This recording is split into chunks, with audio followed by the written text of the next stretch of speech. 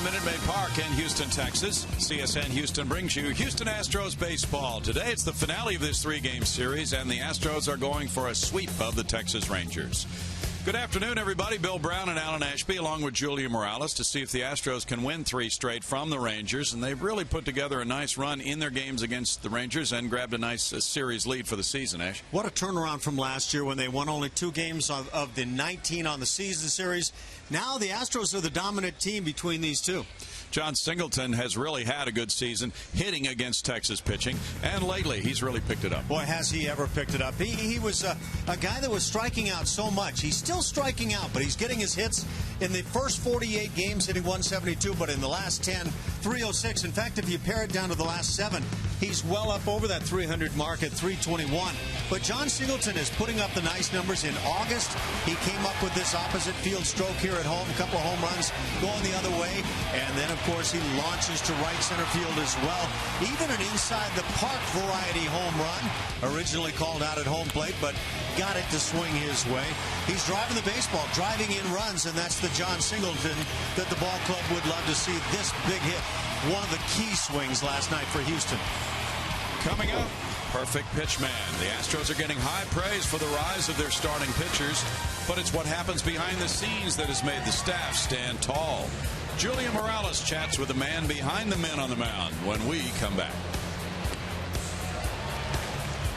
Houston Astros baseball on Comcast Sportsnet is presented by Jack in the Box. Right now at Jack in the Box, try Jack's Spicy Chicken Club Combo for just $4.99 plus tax. And by AT&T Uverse TV. Find out what's possible with AT&T. Call 1-800-PICK-ATT. Mobilizing your world.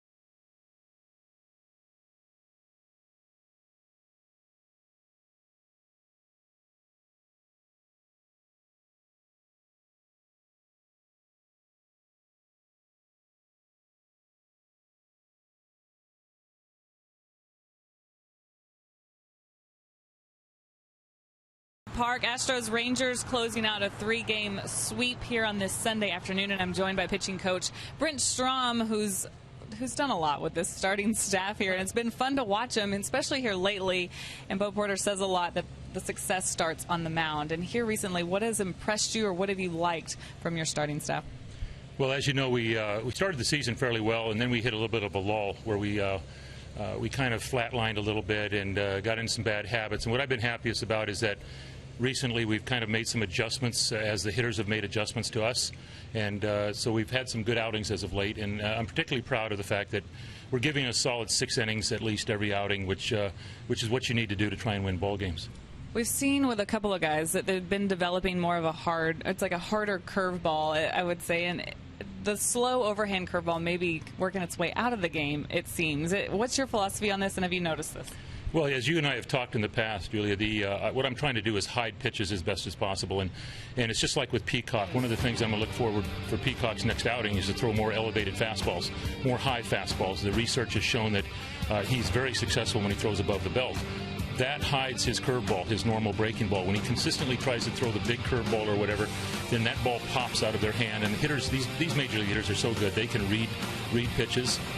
Just last night, one of our pitchers who remained nameless, we found out he was tipping pitches, and I think we need to keep addressing and looking at those things as we move forward to try and establish our pitching staff as a force to be reckoned with. One guy that's gotten away from the curveball, Dallas Keuchel, and just what he's been able to do this season. But there was a rough patch in there somewhere. It didn't last too long, but with Dallas, he's getting to be the guy that we saw in the beginning of the year. What's the difference now? What did you see maybe through that? Well, if you look at the numbers, he got a lot of his strikeouts and his swing and misses on breaking balls below the strike zone. He was able to do that because he had such great fastball command, and he threw enough breaking balls for called strikes. Lately, or when he went through his little rough patch, they were laying off that breaking ball, forcing him to throw more fastballs, and therefore the numbers skewed in the hitter's favor. He's gotten back to being able to control his breaking ball for strikes.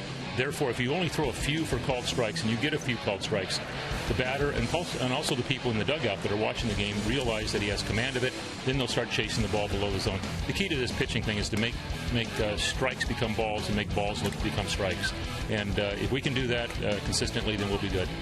Great insight from the pitching coach, Brent Strom. Thank you for the time. Strommy, Dallas Keuchel will be on the mound in just a few minutes. Don't go anywhere. Astros, Rangers. Astros looking to sweep their interstate rivals. First pitch and lineups next.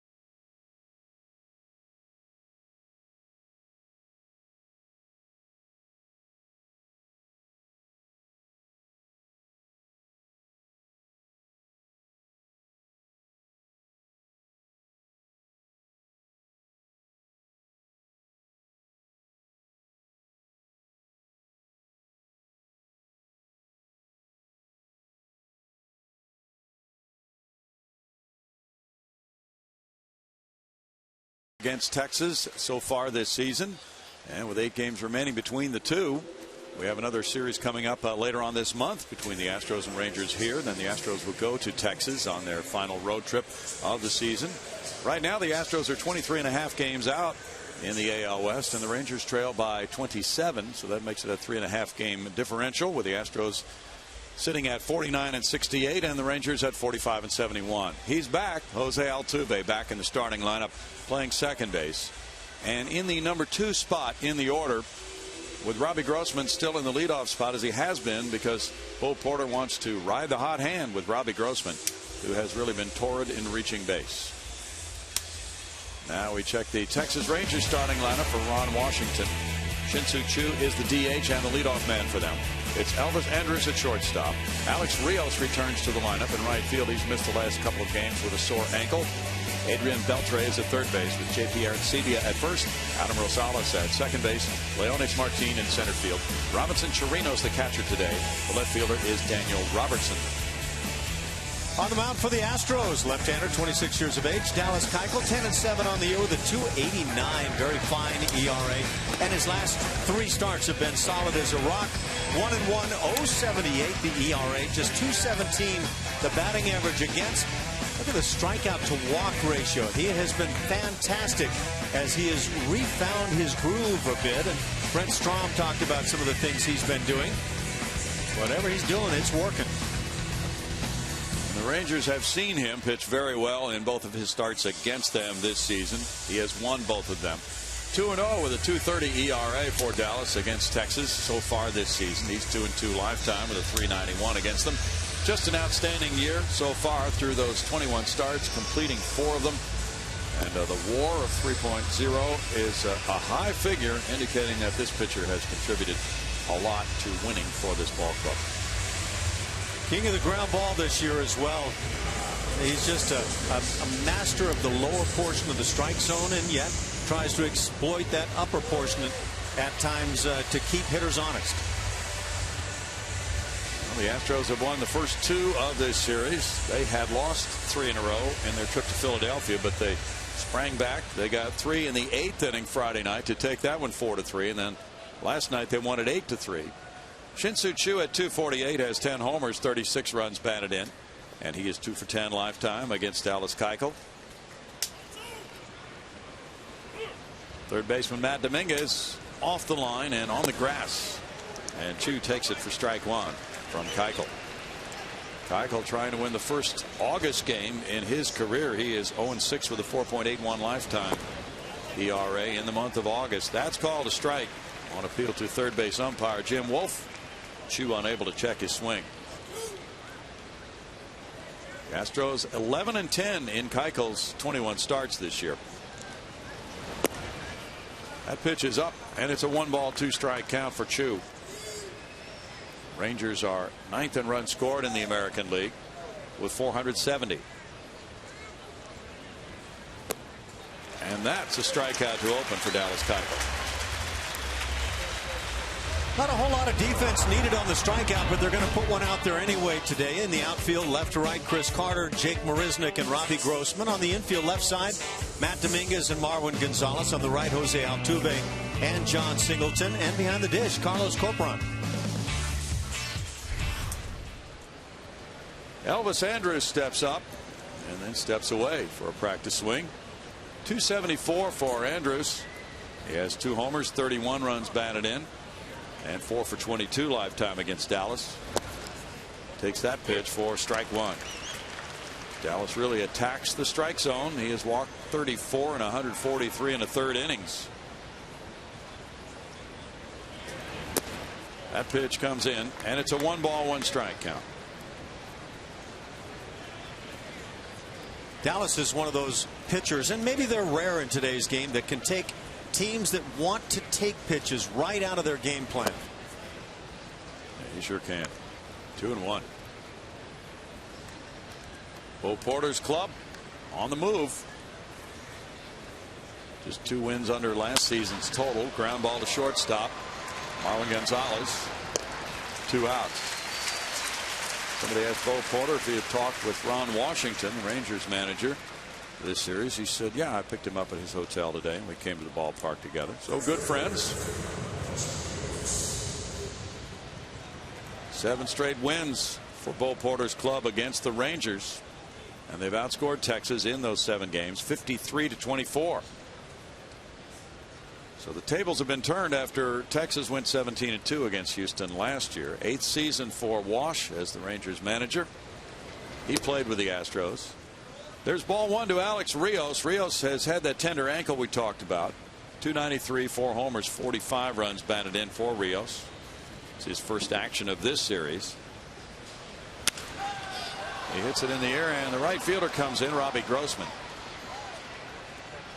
for out number 3. The Astros come up against Nick Martinez in just a moment.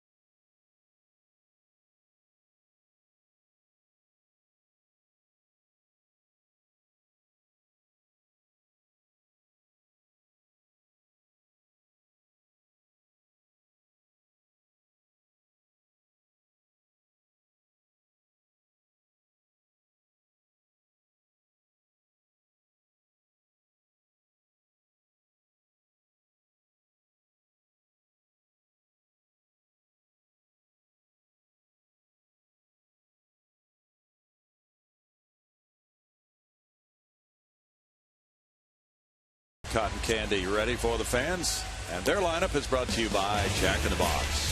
Bo Porter has come up with this group for today. Robbie Grossman right field, Jose Altuve second base, Chris Carter left field, Jason Castro DH, John Singleton first base, Matt Dominguez third base, Carlos Corcoran the catcher, Jake Marisnick center field, Marwin Gonzalez shortstop.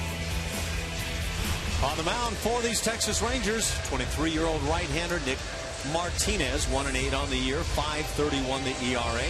Has never started a game against the Astros. He's lost his last couple of starts. In fact, his losing streak goes on and on, it would appear. Last start at Chicago against the White Sox, 5 earnings and 5 runs.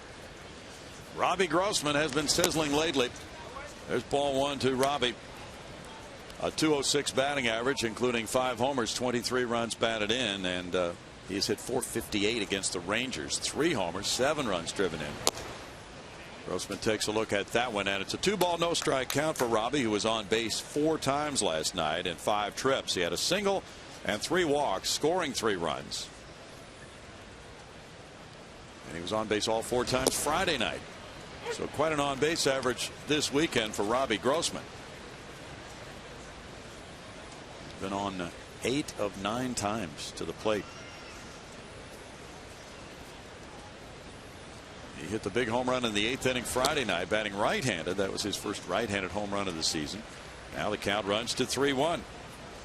The Rangers have lost 9 straight Nick Martinez starts.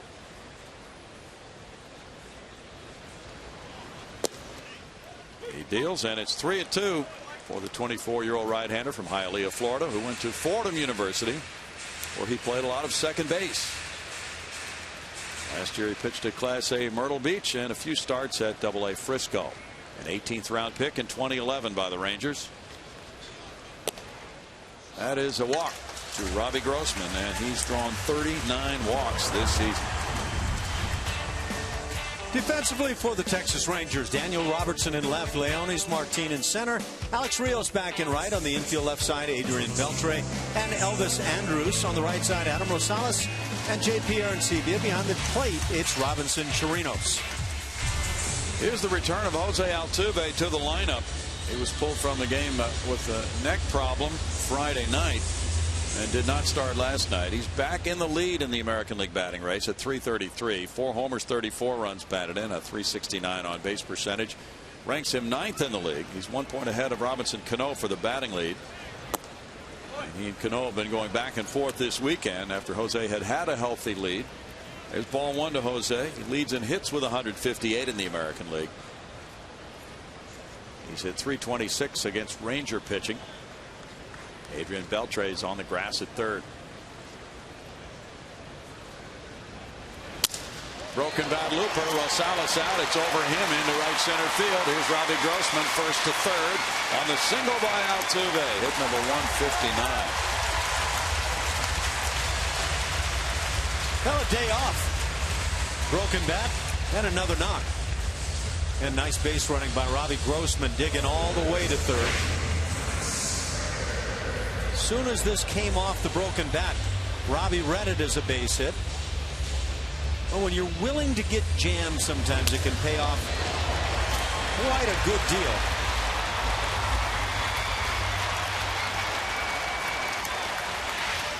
First and third, nobody out for the Astros. Chris Carter batting. Carter is 6th in the American League in long balls. He's hit 25 home runs. Jason Castro on deck. Time is called by the big man. .229 his current average with the 25 homers. He has 59 runs batted in, leading the club in both of those departments. And he's driven in 10 this month, tied for the major league lead in runs batted in this month. Altuve draws some attention. He's the league leader in steals with 45. There has only been 1 stolen base against Martinez in 5 tries. His catcher Robinson Chirinos has thrown out 40%, 22 of 55 this year. Altuve does not have a big lead. Carter fouls it back. Strike 1 to Chris. Martinez left a fastball right there for Carter, and that's one of the reasons that Martinez has allowed 1.5 home runs per 9 innings this year. Since July 1st, 12 homers, 29 runs batted in, a .319 batting average. Leads the majors in that period of time in homers, slugging percentage, and OPS. Carter fouls it, and it's 0-2 with Jason Castro on deck. Martinez 0-1 against the Astros, both in relief, with an ERA of 3 in those 2 games. And both the previous relief appearances against the Astros were right here. He got a hold in a 4-0 Ranger win here back on May 12th, coming in with 2 men on base and putting out the fire in the 6th inning.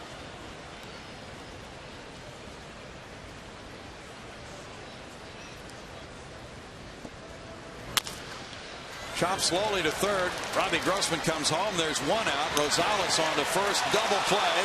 1-0 Houston. No RBI for Carter. As the Rangers turn a 5-4-3 twin killer. Instantly, Bo Porter, after that call was made at first base, said to Jason Castro, stay in the on-deck circle. Don't go out there. That's that slight delay for the skipper to be able to see if he's going to challenge the play. Very close at first. Tony Randazzo is the umpire at first base, who made the out call, and it will be a manager challenge. Now Chris Carter does a nice job getting down the line here. Adrian Beltre starts the double play opportunity, and I think Carter beats this one. It sure looked on that view as if he did. Yes. I think the Astros are going to have a runner at first base, and Chris Carter is going to get himself an RBI. Yes, he is. It will be his 60th run batted in when this is overturned.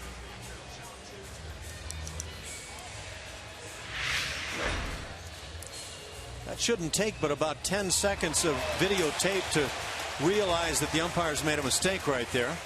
The fans have already overturned it here at Minute Maid Park. Yeah, like I say, one shot when you're viewing the big board here at the stadium, you realize this was not a good call. And I'm not sure what they're delaying about in New York. About as clear cut as it gets, Ash. Yeah, I can't imagine anything more convincing than that shot. And yet, headsets remain on. Now they come off. Well, all righty then. He's safe at first base, and Carter gets his 60th run batted in.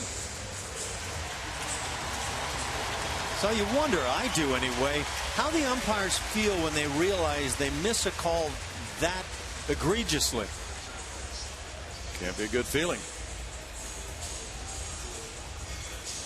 Carter aboard for Jason Castro now. Castro's DHing today with a .234 average. He has 11 homers, 43 runs batted in. Since July 1st, he's turned it up to a .280 batting average.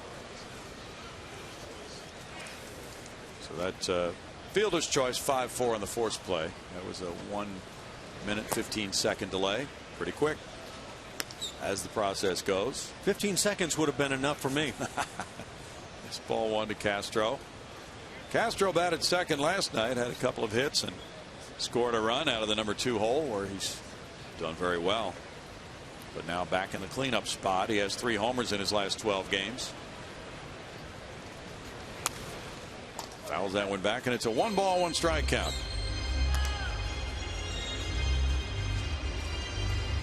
This has happened several times this year. Bo Porter using Castro as the DH and Carlos Corcoran as the catcher.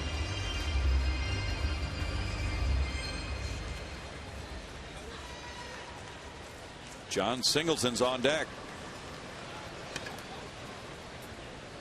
Minnesota Twins come in tomorrow night to start a 3-game set.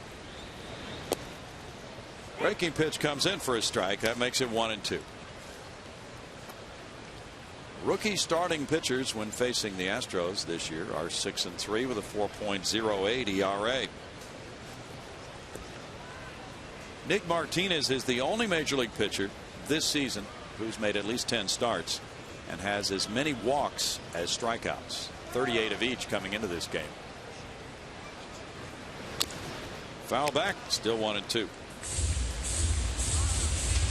We've been talking throughout the weekend, Ash, about the number of starting pitchers the Rangers have used this season, 13 of them. So they have really had to go way down on the depth chart. He's thrown 58.7% strikes, second lowest in the American League. Obviously, a lot of these pitchers have been rushed. They've been pulled from the bullpen into the rotation. All kinds of things have happened with the Rangers at about DEFCON 20 with their injuries this season. DEFCON 20. Boy, it's 33 pitchers for Texas. You compare that to the Astros, who have used 25, and the Astros have had their pitching woes this year, so you can see the difference. Yeah. Last time out at Chicago against the White Sox, Martinez lost, allowing 8 hits and 5 runs in 5 innings. And earlier on this road trip, he lost to the Yankees. Fly ball out to right center field. Martinez there. 2 down. John Singleton will follow. We talk about hangers usually when a ball gets busted, but I think that officially was a hanger, and Jason Castro knows he missed one. Yeah, that'll tell you that much. Singleton really has sizzled lately. The Rangers know all about his bat swinging. He's hit .474 against them this season. 1 homer, 8 runs batted in. Overall 195. 10 homers. He's driven in 35.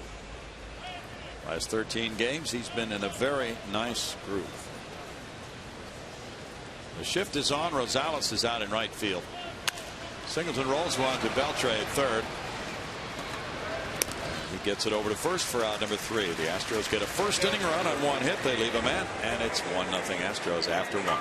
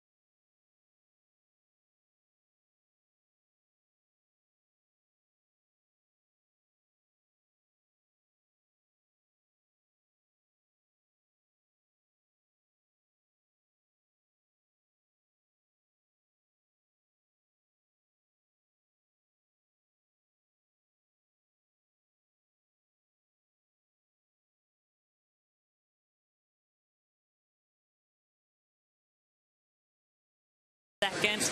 And time for you to tweet your photos using hashtag CSNHFanPhoto for a chance to have it shown in an upcoming game broadcast. That is brought to you by AT&T. With the season that Dallas Keuchel has been having, he's really had an effect on the starting pitchers around him. Scott Feldman telling me not too long ago that I watched Keuchel to see what he's doing, despite him being a lefty, despite him being younger than me. And also Castro went to great length talking about Brett Oberholzer and how much Oberholzer has learned from Keuchel, especially since they are similar pitchers. And guys, Strami talking early before the game, mentioning that fastball command being so crucial for him earlier in the year, really making those breaking pitches so hard to read. And he's getting back to that, which is good to see. Thanks, Julia. 1-0 Astros, and Keuchel delivers their strike one to Adrian Beltre. He's hitting .318. He's fifth in the batting race. He has 16 homers, 61 runs batted in. And a fine season, no matter what's going on around him. Lines that one foul. Bo Porter spoke very highly of Beltre in his remarks to the media before the game today. No balls, 2 strikes. He feels that Beltre definitely will be a Hall of Famer. We've got something going on here between Orbit and JP Arencibia.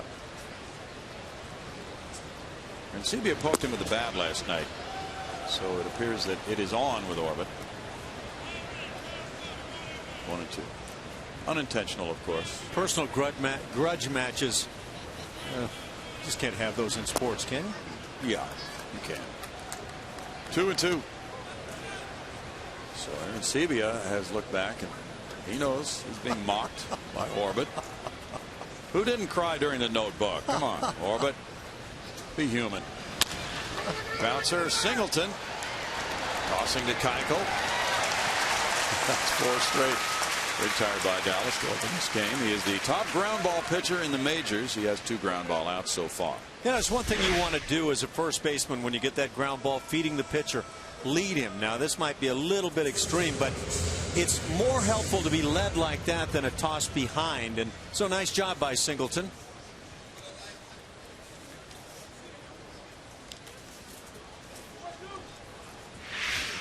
Now Arencibia comes up. Arencibia has moved from catcher to first base this year. And lately, he's tuned it up with the bat. 2 homers and 6 runs batted in his last 4 games. 191 for the season. And there's ball 1 to the former Toronto Blue Jay first-round draft choice, JP Arencibia.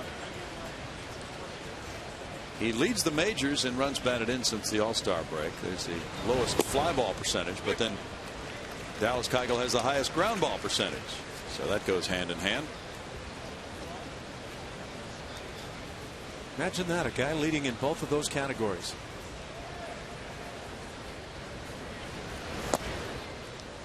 And his strikeout percentage is pretty good too. He struck out 108, 143 and a third innings. You wouldn't classify him as a big strikeout pitcher.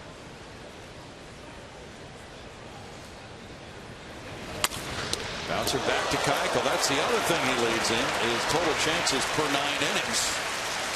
2 outs. He had to be quick on that one. Yeah, he's really good in this regard. He sets up double plays well when given the opportunity. Good defensive pitcher. And never hurts to play with 5 infielders as opposed to 4. That's 5 straight. He has 213 ground ball outs to lead the American League. Adam Rosales is next. This is the 8th career start for Dallas against the Rangers. His most against any single opponent. And he could be the first Astro pitcher ever to beat Texas 3 times in one season.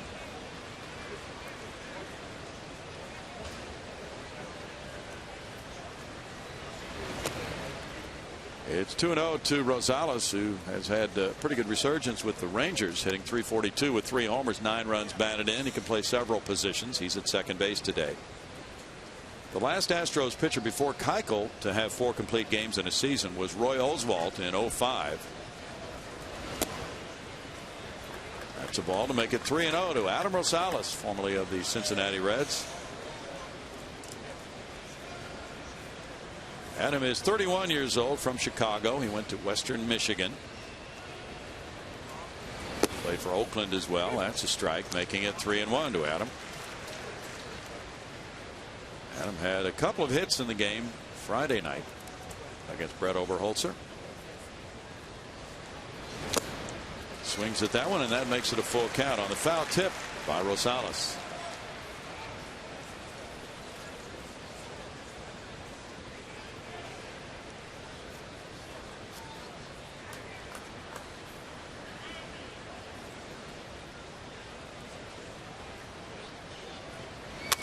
Three-2 is bounced wide of third base past the third base coach Gary Pettis.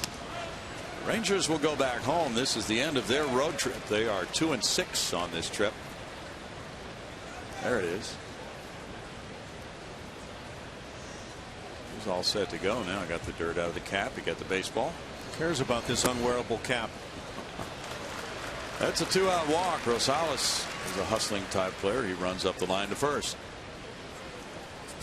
Create memories, save money, and have fun with Astros baseball. Treat your employees, clients, sports team, or any group to a game. We'll create an experience your group is sure to remember. Call 1-877-9-ASTROS or visit Astros.com to enjoy special pricing and great benefits by reserving your group or suite today. Center fielder Leonis Martin is the batter. Martin takes it, and there's strike one from Keuchel. To a 253 hitter with 5 homers, 29 runs batted in. Hasn't done much the last dozen games. Martin on this road trip has gone 3 for 24. Reaches for that one. 0-2. Well, swings like that will get you to a 3 for 24 stretch. Certainly get you quick to 0-2 if you're going to take a first pitch right in the strike zone.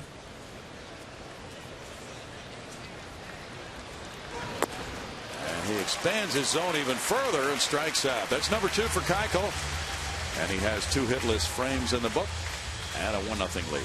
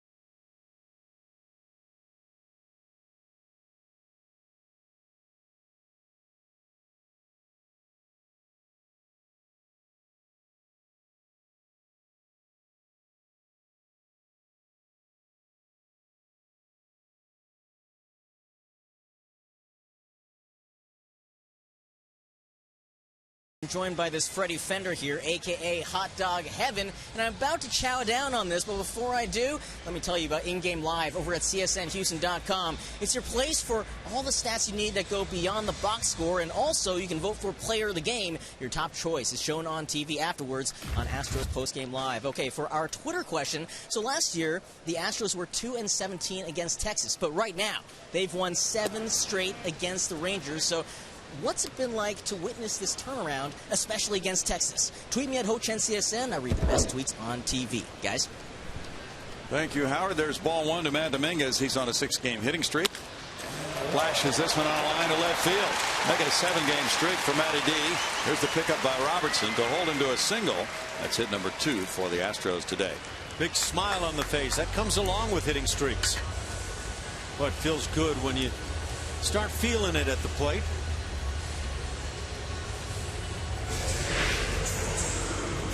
number of pitches kind of in this zone already. We're just in the second inning for the Houston bats, but I think they're having a good time.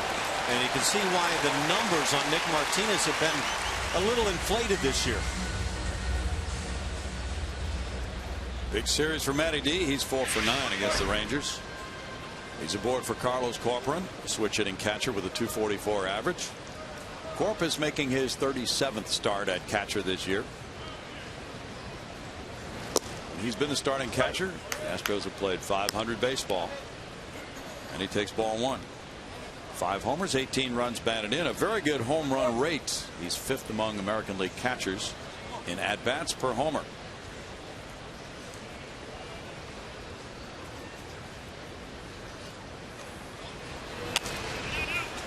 Foul ball makes it 1-1. Minnesota Twins come in, as we mentioned, tomorrow night to start the second leg of this homestand, and it wraps up Wednesday with a 1:10 start. Day baseball Wednesday here.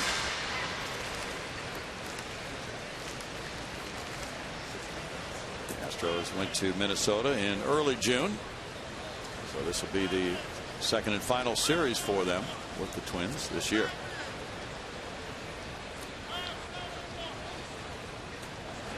And the throw goes over to first. Tomorrow night it's Brad Peacock against Tommy Milone. Milone was traded by Oakland to Minnesota for Sam Fold. Tuesday night at 7:10 it's Colin McHugh and Johan Pino. And Wednesday afternoon at 1:10 Brett Oberholzer and Kyle Gibson. Saw that change-up grip there from Martinez. A lot of guys will set up with a change or splitter to begin with. It's easier to switch to the other pitches. 2 balls and a strike. That's the circle change grip. Circle being formed by the index finger and the thumb. Martinez throws the usual 4 major league pitches. Fastball, slider, curve, and changeup. He's had middle inning problems this year. Late swing there by Carlos takes the count to 2-2. Carlos Corcoran takes that lengthy stroll away from home plate. I don't understand why baseball does not take this away from the hitters, but it's a delay that's absolutely not necessary. Jake Marisnick is on deck.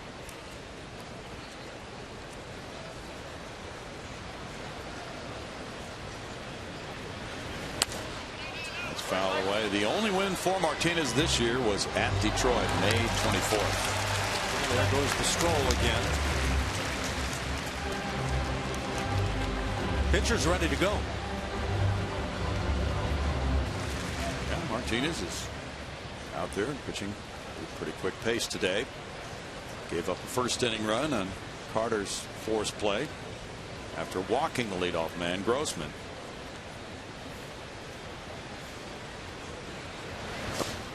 Corp takes it, and the pitch is low. The check swing call verified by Jim Wolf.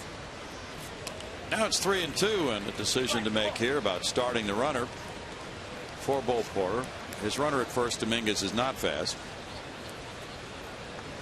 Corcoran has bounced into 3 double plays in 131 at bats.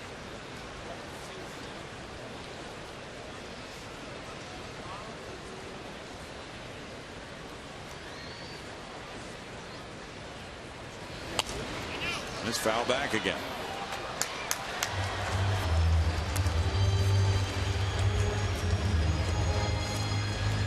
Congratulations to our cohort Milo Hamilton. He's been named to another Hall of Fame, number 6 for him. It's the Iowa Sports Hall of Fame. That was announced today by the Des Moines Sunday Register. Number 7 may happen during one of these strolls here. Yeah, it might. Milo grew up in Fairfield, Iowa. That's a strikeout looking.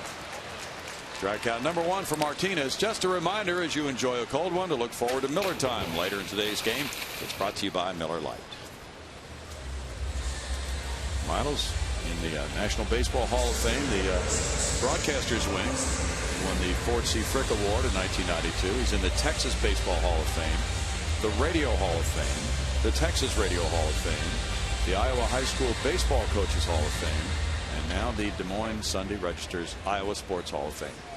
Jake Marisnick, 192, no homers, 2 runs batted in. The last 6 games, though, has gone 7 for 23. He's had a big series. Ball 1 to Marisnick. 4 for 7 this weekend against Ranger pitching. And he has started every game in center field since arriving in the trade with Miami. This is game number 9 in a row for him as an Astro since arriving in the deal. And he was at AAA New Orleans too, so he got a big league promotion out of it. 2 balls, no strikes to Marisnick. Friday night he made 8 putouts in center field. That's tied for the most putouts in a game by an American League center fielder this year.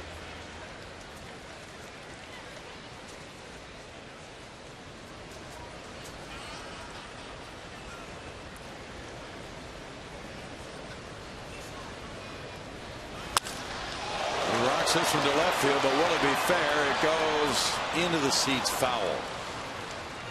2-1. Yeah, nice to see Jake get the head out and get on one of these pitches. He's had some hits recently that have been on the fortunate side. A couple that have been complete blow-up jobs that he has stopped on the grass toward the second baseman. But he's got that kind of speed, that athletic ability to turn those into hits.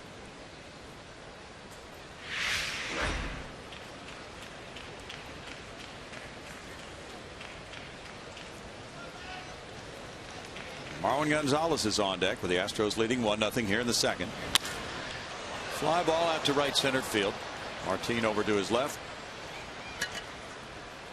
2 outs for Nick Martinez. And Marwin Gonzalez will follow. Marwin at 262 has 5 homers. He's driven in 16 runs. He's come back nicely from that hamstring problem. He's been moving around pretty well. He's 1 for 7 with an RBI this weekend. Starting now for the 22nd time in the last 26 games at shortstop. Robbie Grossman's on deck.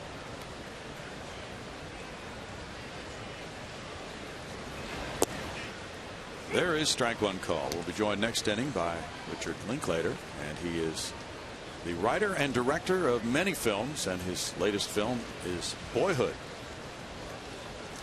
It's just out. There were some scenes filmed here at Minute Maid Park. Very interesting concept, so he'll be telling us about Boyhood next inning.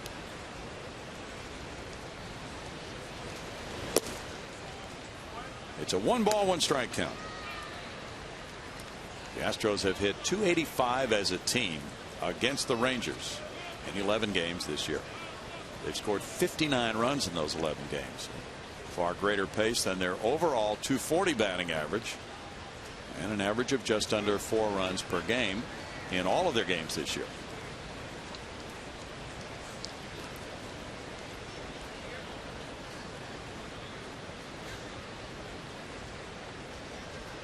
Beltre's in tied at third.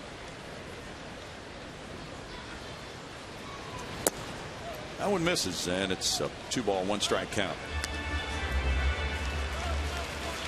George Springer talked with the media today. He's still, we were told by Bo Porter, has some discomfort in that left quad. And George is finding this situation very hard to handle. All the sitting, watching other people play. But the trainers are telling him to hang in there. 2-2. One of the most annoying phrases in sports. Isn't it, though? Hang with them, buddy. Dexter Fowler has started his rehab assignment. He's DH'd a couple of games. Today, the plan is for him to play the outfield and come out after 5 innings, and then gradually increase that until he's ready to return. Fly ball near the left field line. This could get down in the corner. It is a fair ball. Here's Dominguez coming to third. Pat Listash is sending him home. Here's the relay from Andrews to the plate on one hop. The tag by Chirinos, and they get him.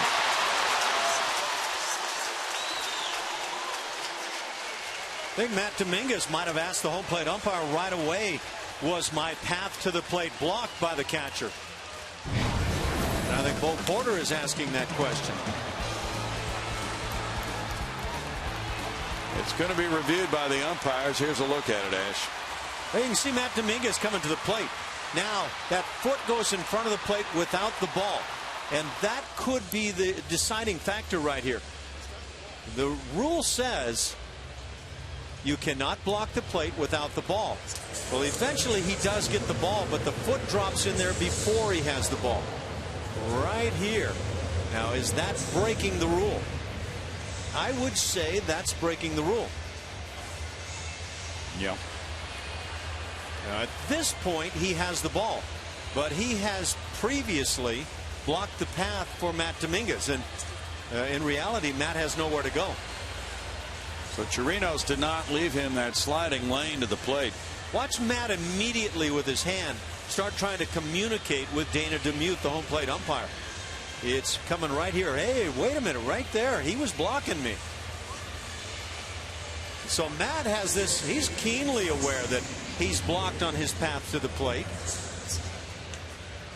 Now, I would say by the rule that's in place, Matt Dominguez has a good point right here. And the umpires are reviewing this. Such an instinct for the catcher to step that foot in front of the plate. I'm not a big fan of the rule as it is currently constituted, but with the rule, I think Matt Dominguez and Bo Porter have a point. The second point is the one. The catcher may not block the path of the runner attempting to score unless he has possession of the ball. Now, eventually he had possession, but he did not when the foot went in front of the path. So we'll see how the umpires in New York decide this one is supposed to go. This rule has been backed up, and it has been abandoned at times this year. Controversial. There could be changes for next year. Who knows? And there goes the foot. No ball, now ball. But Matt Dominguez immediately said, hey, wait a minute now. Where's that rule that we've talked about all year? Hey. The one thing that rule has done is prevent collisions at home plate this year. There really has not been a terrible collision at home plate all season. And that's a good thing. I think that for the good of the game, the health of the catchers is probably a good thing, much like quarterbacks in football. But it's very difficult to enforce the rule if this is allowed. What would you recommend as the proper technique for a catcher to set up and avoid being called for illegally blocking the plate without the ball? I'm not sure how to answer that question. I know we were always taught as catchers to stick our foot right in the path, but allow some of the backside of home plate to be seen by the runner. Now, whether that's the case there for Matt Dominguez, I can't really say because we're not looking down that very same line that he had. But as long as you show some plate, there should be no reason to say the runner wasn't given a chance to slide at the plate.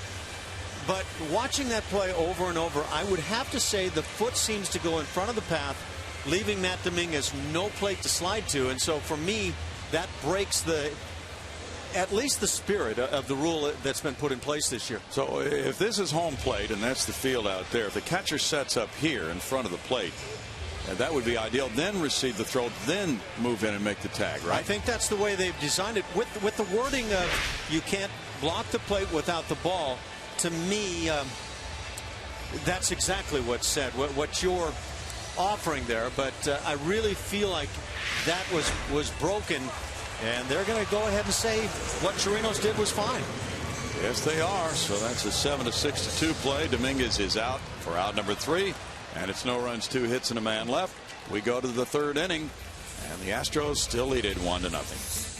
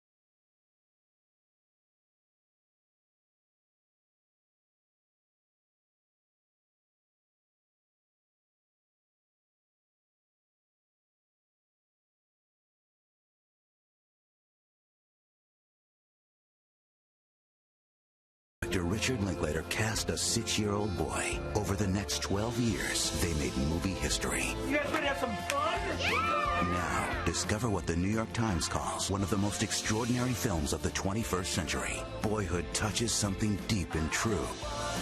There has never been anything like this film. What do you want to be, Mason? What do you want to do?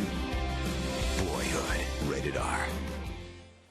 Richard Linklater now joins us. He is a native of Houston as Dallas Keuchel is pitching with a 1-0 lead. Welcome to the booth here, Richard. All right. And we know you've been out here many times, and there's a scene in there. We saw it on that trailer of Minute Maid Park of a game here. Yeah. 06 we were shooting here. That's how long it took to make this movie. Wow. But yeah, kind of amazing. On cue, Jason Lane. I just had my camera down there. We got permission, and just Jason Lane got a hold of one. You can see it in the movie, just the ball and everything. Just, I could have sat there all season and might not have gotten that. Just very lucky. You went to Bel Air High School after going to Huntsville High, and then your mother taught at Sam Houston State, so a lot of roots in this area. Yeah. And this is a neat picture involving Minute Maid Park and baseball and boyhood. And Chirinos with the grounder here to Altuve. So a lot of things are involved here, and I think it would be a wonderful movie for most of us to see, starring Patricia Arquette, Ethan Hawke, Eller Coltrane. So you got some good names in this movie. Yeah, it's quite a commitment. All these actors, they put in their 12 years, but you get to see a kid just grow up. It starts, he's in first grade, it ends up with him going off to college. So how many years were you filming this entire process with this kid? A little bit every year. Wow. Yeah, a little bit every year. And so it's unusual. We filmed, it's a real Houston movie. Definitely a film about growing up in Texas, but there's a big Houston section, and they're kind of in Central Texas. They go to East Texas, West Texas. So. How'd you come up with that concept? Well, I was just trying to make a film about growing up, about being a kid, but I couldn't really pick one point, so I had stuff to say about all of it. Keuchel with a play, 2 outs. Nice. So let's take a look at your career path here. So you've been involved in many films. There you have it. What's been your favorite so far? Do you have a favorite? Oh God, that's a real hard one. It's like they're all special. Which of your kids do you really like? Yeah, it's that question for sure. They're all special. School of Rock, huh? Mm-hmm. That had to be kind of gazing and confusing. It was fun. Jack Black is amazing. We did another film just a few years ago called Bernie, an East Texas movie. Jack is an amazing performer. He's really something. Shoe the batter now. He takes from Keuchel, and so you go back to 06 with that scene here. And we see a kid 2 weeks per year. You were shooting over 12 years. Wow. What were you hoping to depict in showing the life of a kid growing up? Just the way you mature, just the way you kind of realize over time who you are, how you're influenced by your parents, by your siblings, by the culture you're growing up in, and just the mystery of who we are. I think that was kind of it. So a lot of it, I wanted the film to feel kind of like a memory, like when you look back at your life, like how you would remember things. Because I remember, I'm an Astrodome kid. I grew up going to ball games at the Dome with my dad. And so I wanted to have a game, a shot of a game in there. Altuve throws out Chu. Richard, thanks so much for joining us. Best of luck with Boyhood. Thank you. Thanks for having me. Richard Linklater, and we'll be right back with the Astros leading at 1-0.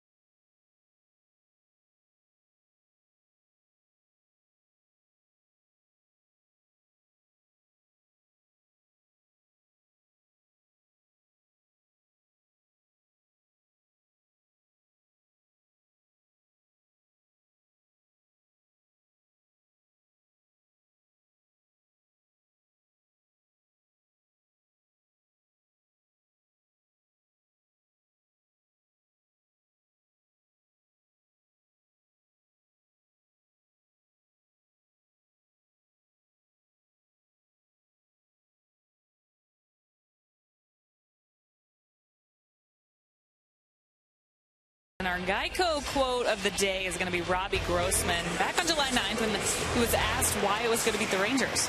Well, because they're the Rangers. It's a Houston native. Grossman there has no problem telling you where his heart lies when it comes to that rivalry. But Brownie mentioned earlier Grossman leading off, and Bo Porter saying that he's going with a hot hand. Well, I got a chance to catch up with Grossman real quick about how he feels leading off, and he said that's where I feel the most comfortable. He feels like his game plan and his approach fits well here. Well, he did a marvelous job last night, Julia, as you witnessed, leading off that bottom of the first against Yu Darvish. He had an 11-pitch plate appearance and drew a walk. Now fouls this one back. 1 ball, 1 strike. The Astros then continue to work the count on Darvish, and he threw 110 pitches in 4 innings plus, and then left the game. And they had never beaten Darvish here at Minute Maid Park before last night. It's 2 balls, 1 strike to Robbie Grossman. Well, that's what he's done in the minor leagues. He's drawn many walks, constantly been on base.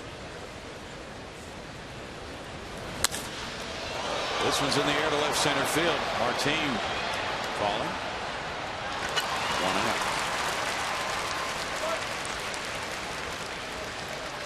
Nick Martinez hanging in there. Dallas Keuchel has been a ground ball machine so far. He got 3 quick ones, and we got our guest Richard Linklater on with us. So Dallas has given the Rangers nothing except a 2-out walk to Rosales in the 2nd inning, and Martinez is up against it would appear, in the early innings here, facing Jose Altuve now. Jose had a broken bat single into right center field in the 1st. Staying on that Robbie Grossman theme in the on-base percentage, since July 8th, he's bumped his on-base percentage by 68 points at the start of play today. So he's been really good in that regard. Strike 1 to Altuve. Well, he's had a lot of playing time. Jake Marisnick, for the last 9 games since he arrived in the trade, has had a lot of playing time. Mark Krause has had some. Foul back. So with these injuries, claiming 3 Astros outfielders right now on the disabled list, the other guys have had this opportunity to make an impact.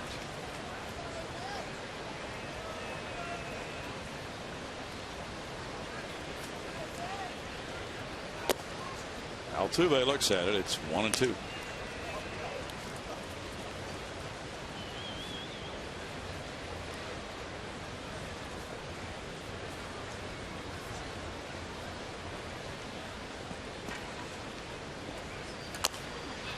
Jose fouls that one. Pitch down and in. Chris Carter's on deck.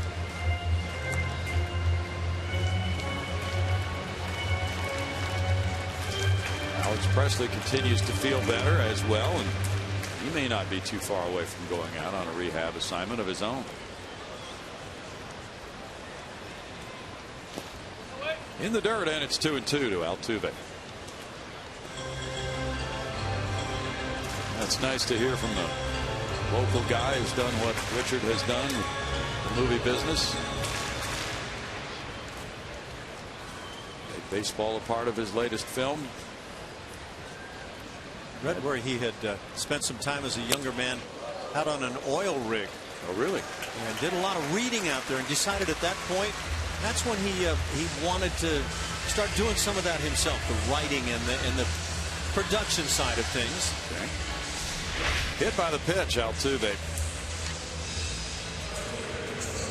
That running fastball that just starts coming at him. That's a danger zone. Yeah, it is. It's the 4th time he's been drilled this season, although not a lot of pain involved in that one. First hit batsman for Nick Martinez this year. Chris Carter's up. Altuve takes off. Here's Chirinos with the throw. It's high, it's late, and he steals it. Jose picked a good pitch. That first pitch, a slider down. Anything down prevents the catcher from getting up as quickly as he would like. Chirinos is a very good throwing backstop, but as he has to go down, it takes that extra little beat. But I'll tell you what, even a pitch up, Altuve may have stolen on right here. Second in the majors in steals to D. Gordon of the Dodgers. He has a 46-29 lead over Jacoby Ellsbury of the Yankees in the AL stolen base race. In for a strike to Carter, and it's 1-1 to Chris. You know, we've been talking about Chris Carter and shortening the swing and not letting the front side fly open. It flew open very quickly on that last breaking ball.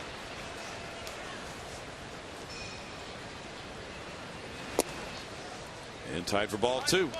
Jason Castro on deck. Indians are leading the Yankees. It's 3-0 in the top of the 6th inning at Yankee Stadium. Indians need a win to get back to 500. Carter pops it back out of play. 2 balls, 2 strikes. Well, you and Blummer and Julia will be headed for Cleveland on this next road trip. Yeah, we'll do the Boston-New York thing. Day off, I guess, in New York on the first day, and then on to Cleveland to conclude that 11-day, 10-game trip. You'll be poolside the whole time? Well, no, but I'll be watching. Tap foul.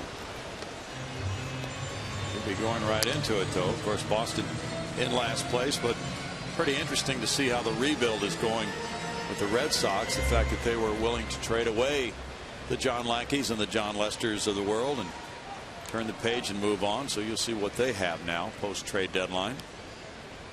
And then the contenders, the Yankees and the Indians. In play for the infielders. Beltre comes in. 2 outs. And the Yankee club has been amazing with Joe Girardi. And we mentioned the Rangers injuries. We've been talking about them all weekend, but the Yankees have had their share, and they're tied for 2nd place in the AL East, 6 games behind Baltimore right now. Jason Castro hit a fly ball to center in the first.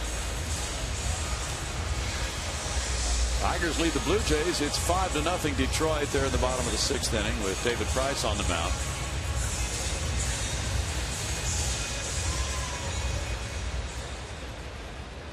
Joe Nathan had another blown save last night for Detroit.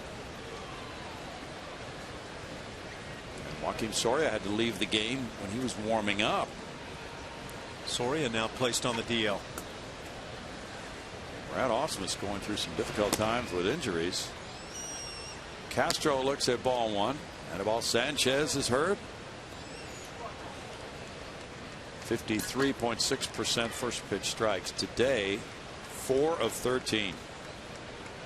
That can be a recipe for disaster. And he's shown that he leaves a lot of pitches kind of in that happy hitting zone. Wow. 1-1.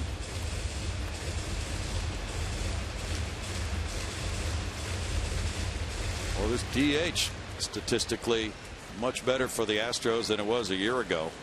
Astros DHs, mostly Chris Carter, have hit 27 homers and driven in 66 runs this year. Castro puts that one out of play. It's 1-2. Yeah, you may have mentioned it. Anibal Sanchez along with Soria going on the DL now. So Brad Ausmus really does have his hands tied a little bit. Picking up David Price, not one bit of a problem for that club.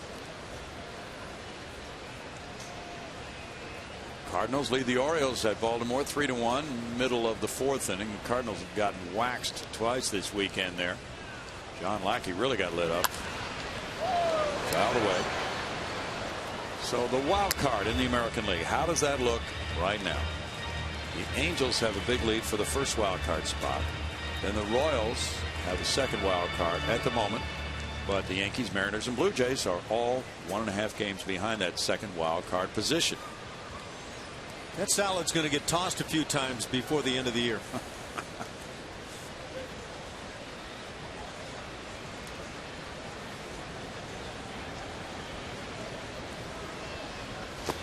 The Angels won in 19 innings last night on an Albert Pujols home run. Altuve unable to advance on that pitch in the dirt thanks to Chirinos. Apparently the game-winning homer was reviewed and upheld. And the Angels won that game.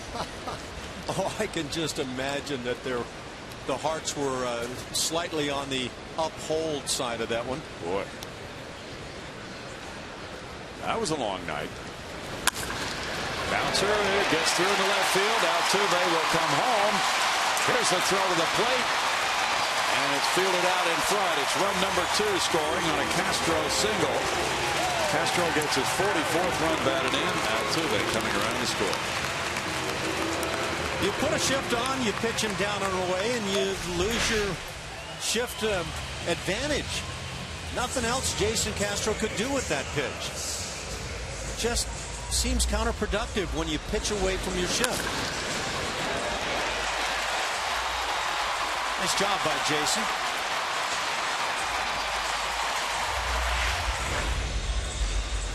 John Singleton steps up with 2 outs.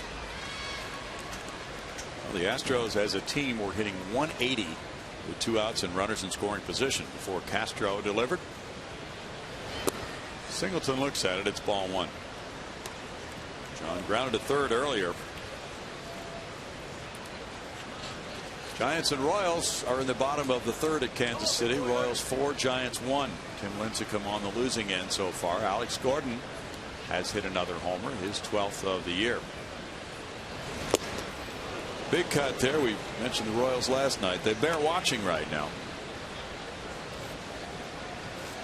They are actually hanging in the AL Central race, only a game and a half behind Detroit. They won 6 in a row. James Shields won for them last night. It's Danny Duffy on the mound today. His ERA is 2.41. Big cut again, and it's 1-2 to Singleton.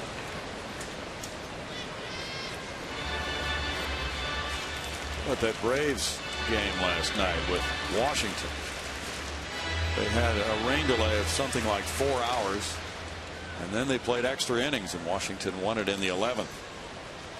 So Washington now has a 4.5 game lead on Atlanta. 2 balls, 2 strikes. Bryce Harper, when he was walking to the plate, there's in the dirt behind the plate, there's the logo, the Atlanta A, and he purposely, it appeared, brushed his foot over the A. And then during the game, he got doubled off first, apparently forgetting how many outs there were on a routine fly ball to right field. He was near third base when he was caught. Pop back, and it's still 2-2. You know, there's certain players who are lightning rod type players. He's one of them. He's become that. When he first set foot in the big leagues, he was it. And he was playing like it, too. But, yeah, fortunes have reversed. Singleton fouls it back. Still 2-2. Big weekend in Cincinnati with inductions into their Cincinnati Reds Hall of Fame. Ken Griffey Jr. went in. Ron Oster. There's somebody else, too. Johnny Cueto's pitching today. Brad Hand started for Miami. He gave up 7 earned runs in 4 2/3 innings. Singleton whiffs, and that ends the Astros' 3rd. They pick up a run on 1 hit. It's strikeout number 2 for Martinez. The Astros lead it through 3, 2-0.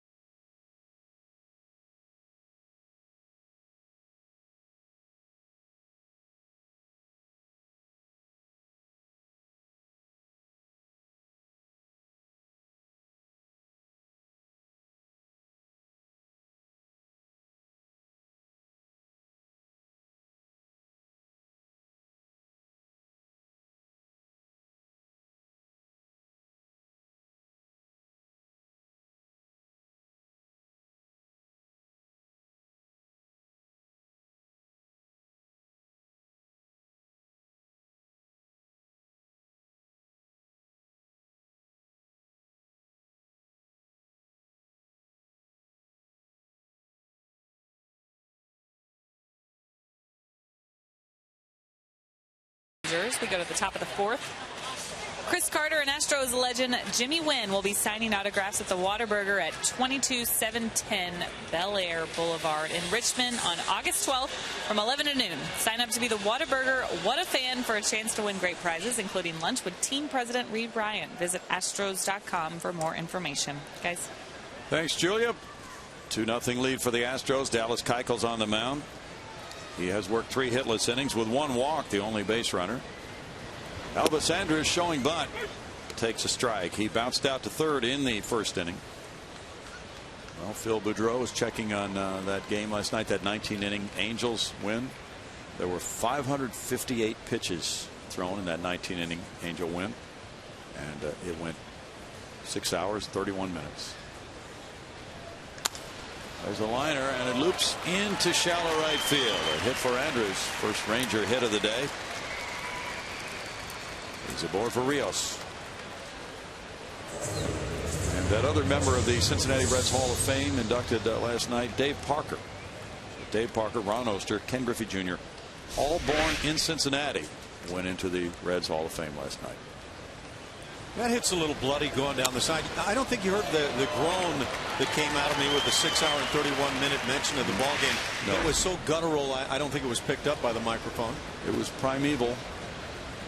Alex Rios takes strike 1. Guttural noises are allowed in the booth. It's okay, Ash. Thanks. 6 hours and 31 minutes. And of course, they have a day game today. I constantly seek your approval. I was told the Braves are playing a night game today after their lengthy time at the ballpark last night. They apparently are the Sunday night games, so they get a bit of a break, so to speak. Until they travel. Until they travel, yeah. 1-1. Well, years ago, the Astros were trapped in Atlanta for many hours on a Sunday. There was some problem with the airplane, and everybody was gone from the stadium except the Astros traveling party. This one gets away from Corbin, and here's Andrus turning and going to third base, and the throw not in time. That's going to be a 2-base wild pitch. Okay. Couldn't see what the pitch was, obviously in the dirt, but Corp kind of comes up, and that didn't work out well. Looks like fastball in the dirt, and then, you know, you're at the mercy of fortune on that fastball in the dirt. Andrus just kept going, first to third. 2-1 pitch is whacked deep to left center field. Rios has hit this one a long way, and that one kicks back off the bullpen fence. It's 2-1 as Rios doubles his 23rd of the year. That's his 46th run batted in.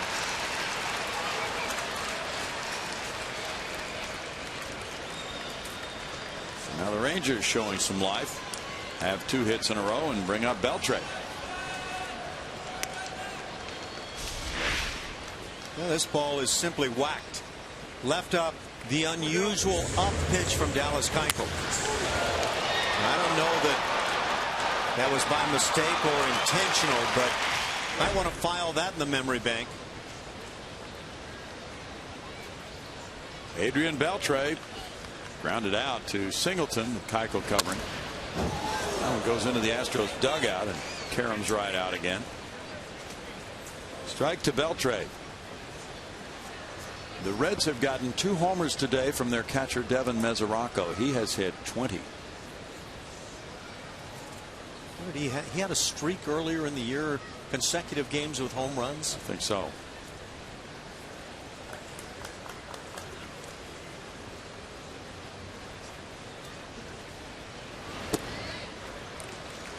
Oh, 0-2. It was not one of the better swings that Adrian Beltre's had in his career.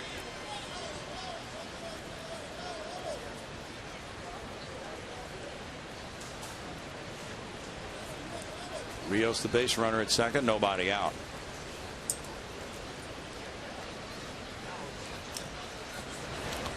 That's in the dirt. It's 1-2. Rangers have a great record here at Minute Maid Park of 31-20.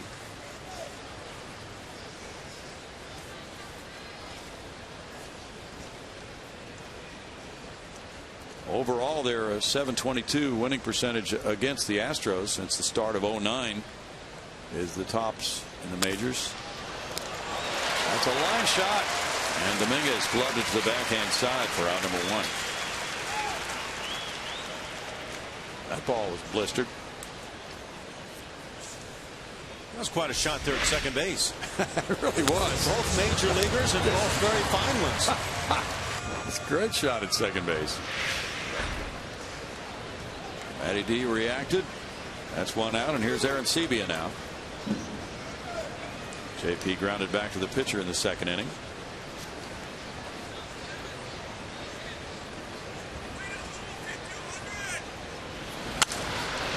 He hits a line shot. That's caught by Marlon Gonzalez.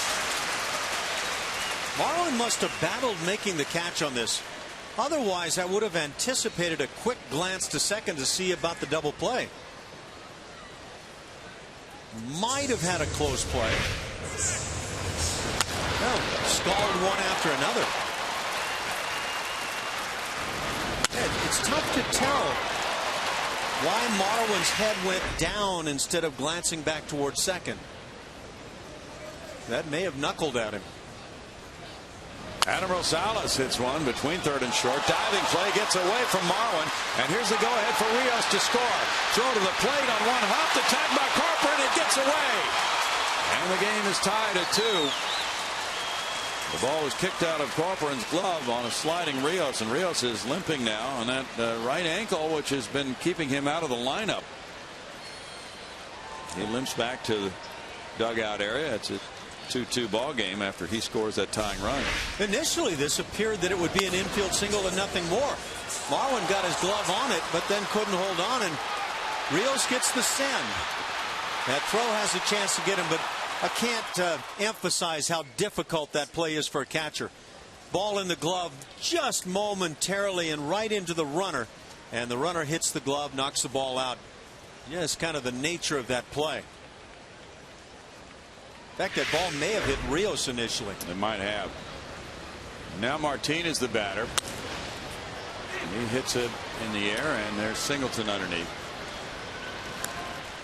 So the Rangers stir up trouble for Dallas Keuchel. They wind up with 2 runs on 3 hits and leave a man.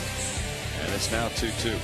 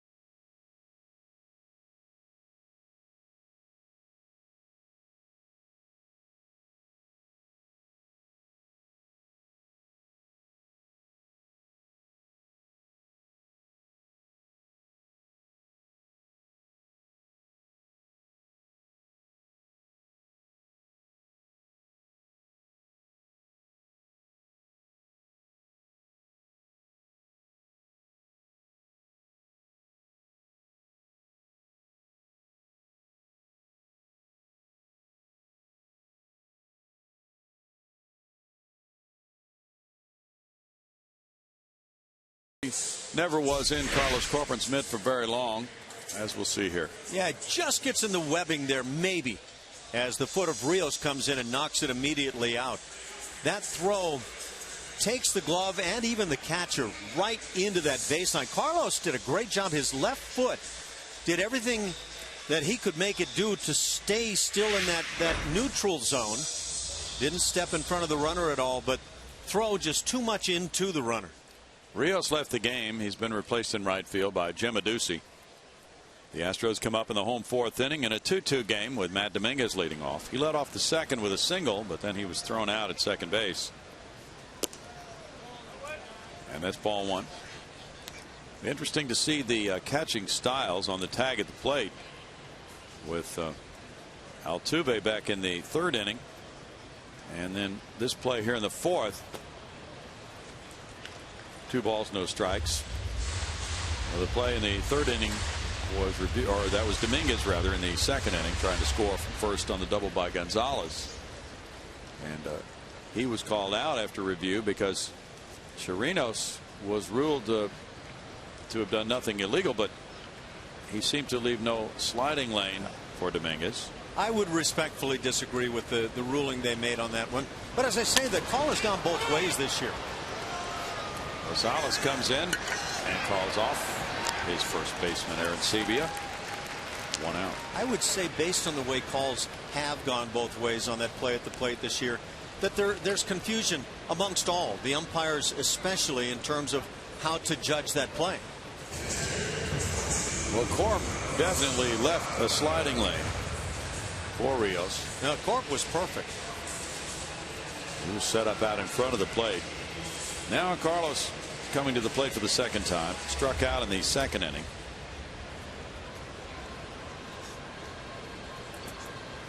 Marisnick's on deck in this 2-2 game in the fourth.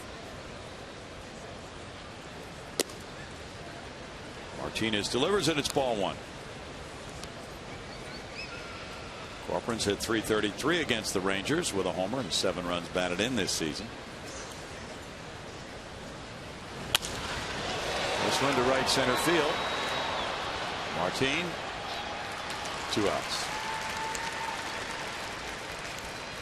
And Marisnick will be coming up.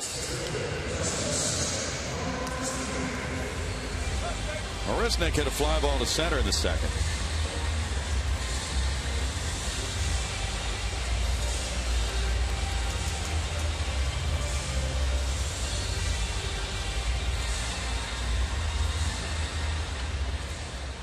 Oklahoma City Redhawks are playing today against the Chicago Cubs AAA affiliate, the Iowa Cubs.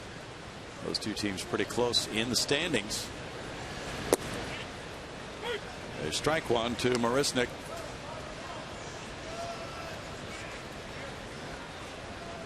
That's a night game at Oklahoma City. Well, let's see. 6:05 start tonight. That's the 4th game of a 5-game series. Redhawks are within 2 games of the division lead.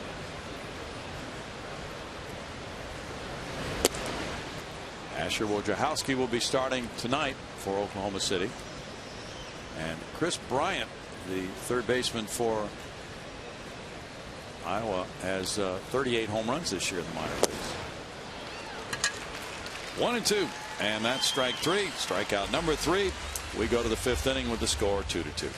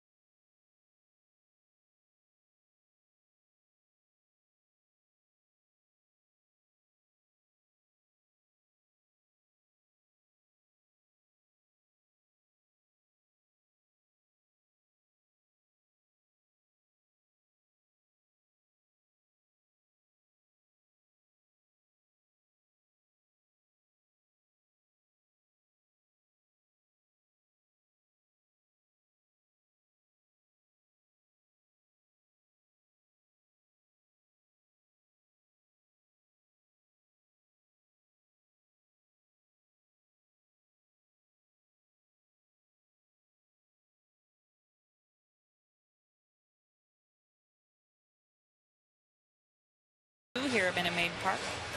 2015 Houston Astros season tickets are on sale now. Enjoy some of the best seats at Minute Maid Park, get the best value, and receive great benefits throughout the season. Call 1-877-9-ASTROS to reserve your seats. Brownie? Thanks, Julia. Sunday crowd has watched this game evolve into a 2-2 affair through 4. There have been 2 interesting plays at the plate along the way.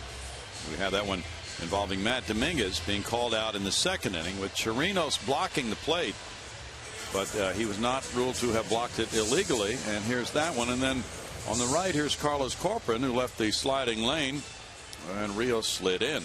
Yeah, again, I'll say that Carlos Corcoran did everything he could to adhere to the rule.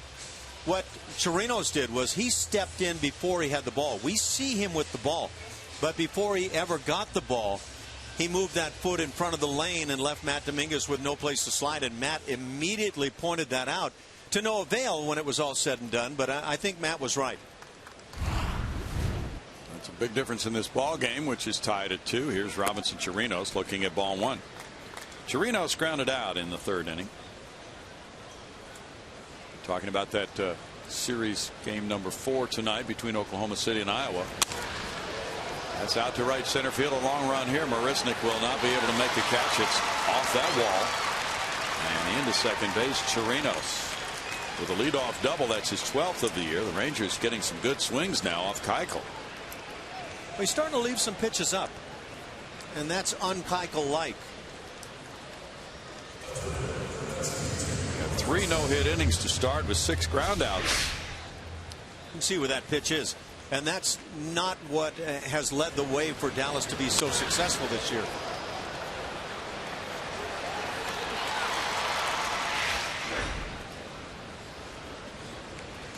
Now with a runner at second, nobody out. Here's Daniel Robertson. Robertson grounded back to Keuchel. Showing bunt, and he had to move out of the way of that one.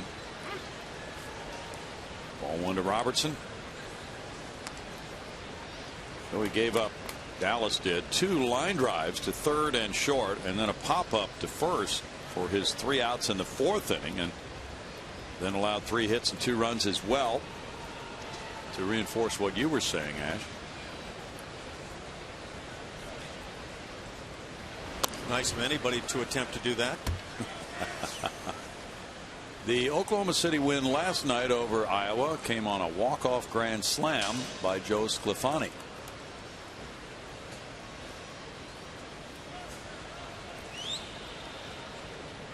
Marwin trying to keep Chirinos close there at second, and the infielders are shortened up here so that they might have a shot at getting Chirinos at third base.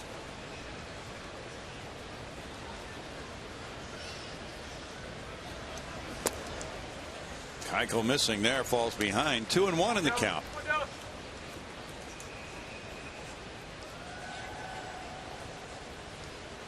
Did you know this is tax-free weekend in Houston? I didn't. I'm not sure I can even take advantage now. Have you been taking advantage of the possibilities? No. Tap foul, 2-2. Gotten my gummy bears tax-free. Well, that's a big asset.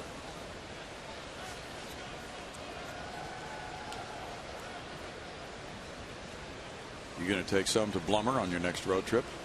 I don't see that happening. We take advantage of Lowell and his bag of goodies that he tends to bring on the road. Lowell Matheny, radio producer extraordinaire. Ground ball hit. This could give the Rangers the lead. Stop sign at third from Gary Pettis. The throw comes into the plate, and the batter goes into second base. Gary Pettis had already stopped Chirinos, and then Robbie Grossman's throw came over the cutoff man Singleton to the plate. So Robertson took that opportunity to go into second base. It's ruled a single, and he takes second on the throw. It's a fundamental mistake for me, and I pointed this out in numerous games over the course of the year, especially lately. But you can't keep giving up the free 90 feet. This is a first and third scenario. Now, John Singleton doesn't really get all the way back into cutoff man position. I'll grant that, but This throw has to be down where it looks like it can be cut at the very least. And it's only because the ball comes up out of Grossman's hand that Robertson just keeps going. And that's what a good base runner does. He watches the ball out of the hand of the outfielder and goes when it's too high to be cut. Can't keep making that mistake. Chu, the batter, runners at second and third, ball one down. Chu has struck out and he's bounced out. The Astros, except for Dominguez, are playing the infield back.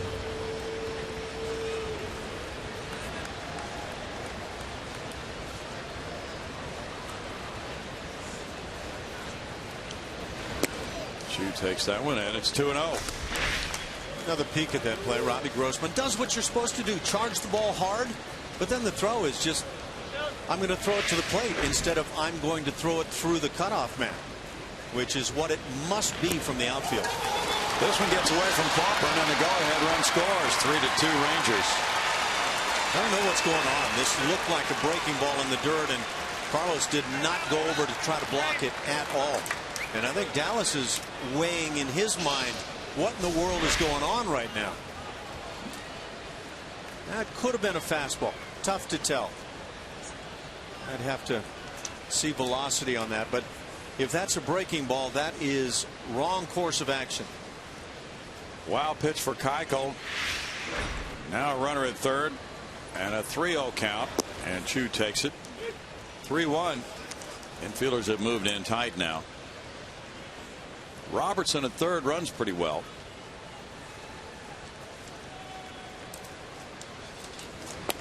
Chu looks at strike two.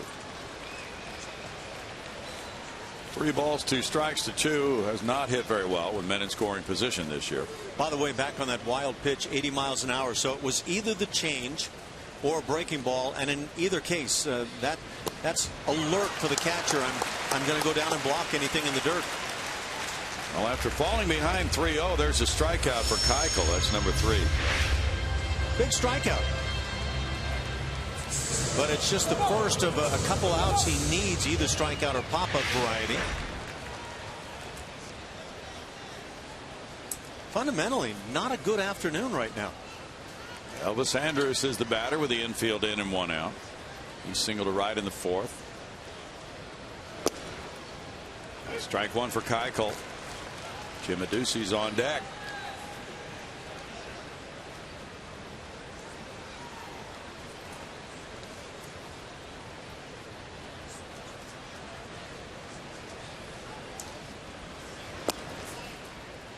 Strike there makes it 0-2 to Elvis Andrus. As we mentioned, the Tigers have those 2 injuries, and they've placed Anibal Sanchez and Joaquim Soria on the disabled list. And the Angels got a blow. Lefty starter Tyler Skaggs is going to have Tommy John surgery. Fly ball out to center field and into left center. Marisnik with the catch. Here's the tag at third, and Andrews has himself a sac fly as Robertson scores. Rangers lead 4-2 now. Astros, Dynamo, Rockets, and more. We've got all your Houston sports. And that's the news of those sports covered with Sportsnet Central weeknights at 6:10 and midnight only on Comcast Sportsnet.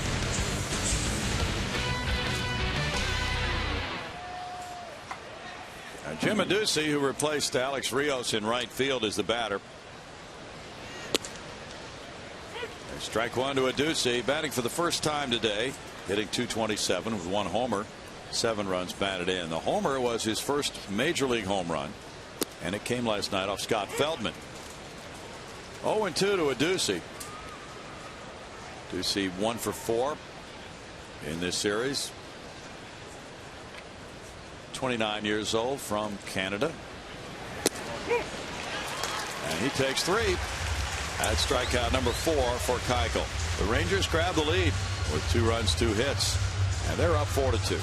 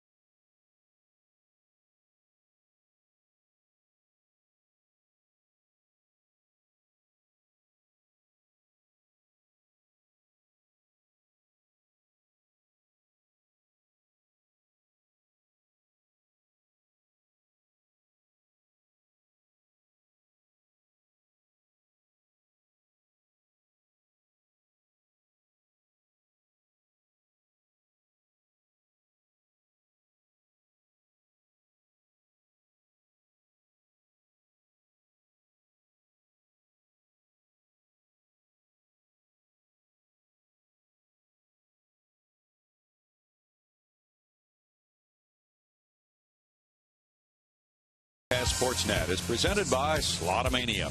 Play Slotomania and escape anywhere. Text GAME to 555-888 or download for free in your local app store.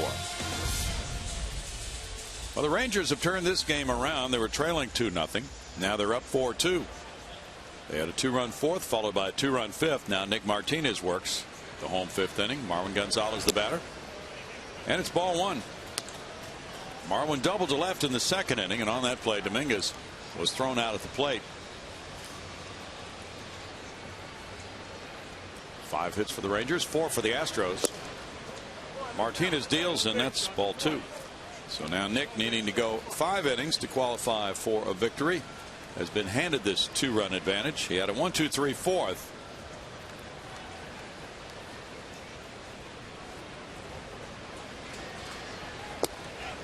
That's in for a strike. That makes it 2-1 to Marwin. Cubs just picked up Jacob Turner, right-handed pitcher, in a trade from Miami. And they will be using him for today's series finale against Tampa Bay. 2 balls, 2 strikes. Come on, Marvin. Come on, Marvin.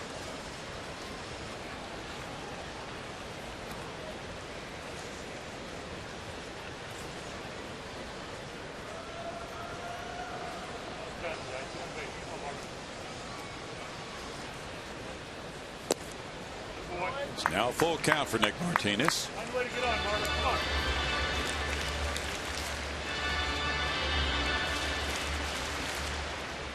Martinez has walked 1. He's hit a batter, and he struck out 3.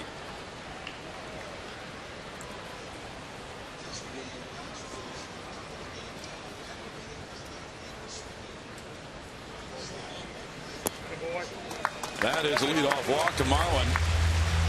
Second walk for Martinez. Both have been to leadoff men in innings.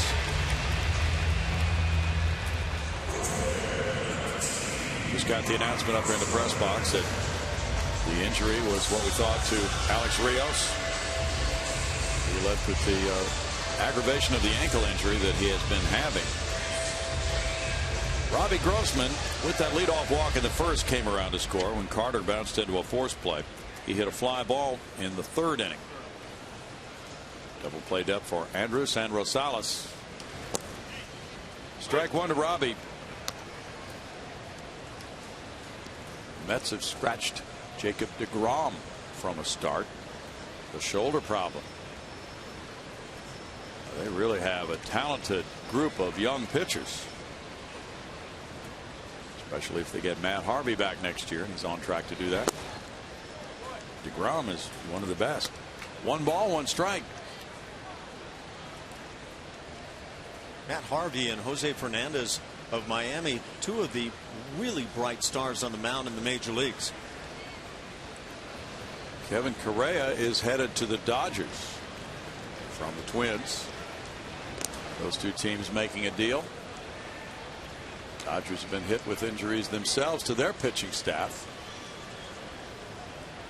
It'll be a player to be named or cash going to the Twins for Correa. Correa had not had much of a season for the Twins, so it tells you maybe how desperate, you might say, the Dodgers are. Strike to Grossman. It's 1-2.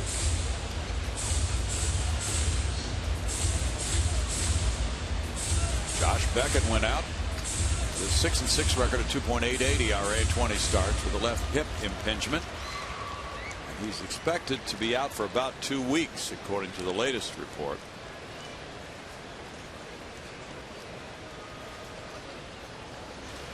So maybe it's 2 or 3 starts for Correa. Who knows? 2 balls, 2 strikes. But it's a tight race in the NL West, and that could make a difference. The Dodgers currently leading by 3.5 on the Giants.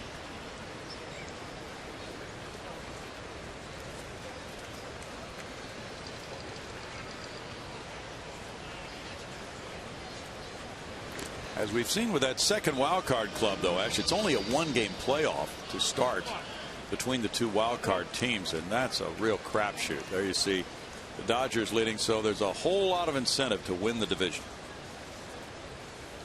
Yeah, in essence, being the second wild card, no worse of a shot than being the lead wild card. True. Just a home field advantage thing. That'll go out of play. Yeah, I guess that's a good thing. It's nice to get extra teams in the shot to get to the World Series, but yeah, it's down to that one game. The Rangers lost to Tampa Bay in their one-game playoff last year.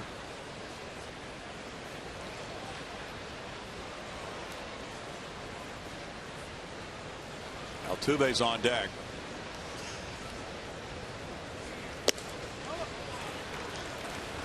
Three and two. Let's check the National League with the Pirates in a favorable position. Cardinals are looking good. Giants. Braves 2.5 back. Reds 3 back. Some good teams there. A great shot. Like the Cardinals and Giants.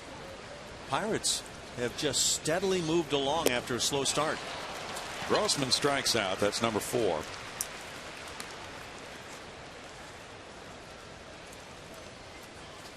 Altuve will be next. Jose's been on both times today. A single to right center, and he was hit by a pitch.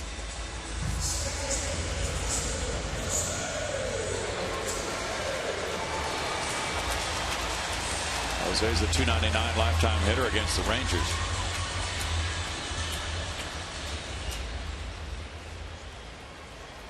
Mets 6, Phillies 3. They have played 6 in Philadelphia.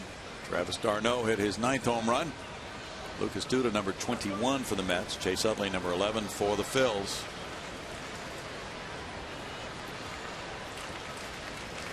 Beltre even with the bag and off the line at third.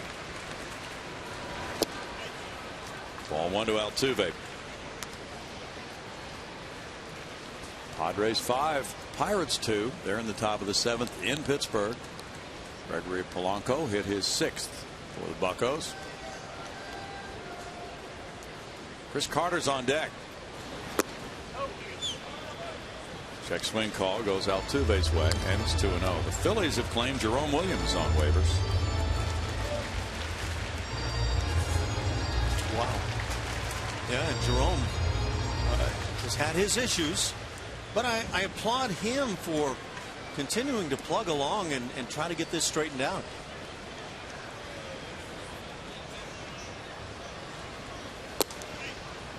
Strike makes it 2-1. Career high in strikeouts has been tied by Nick Martinez. 4 as he got Robbie Grossman.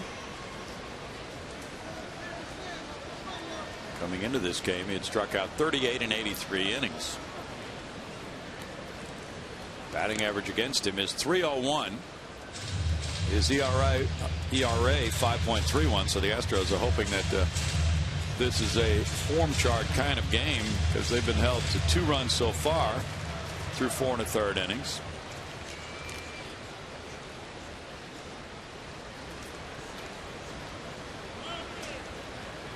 Throw goes over to first, and Marwin does not have to slide getting back. I think Robinson Chirinos is going out to the mound and saying, hey, just an update. Marwin Gonzalez doesn't run a whole lot unless you're slow to the plate.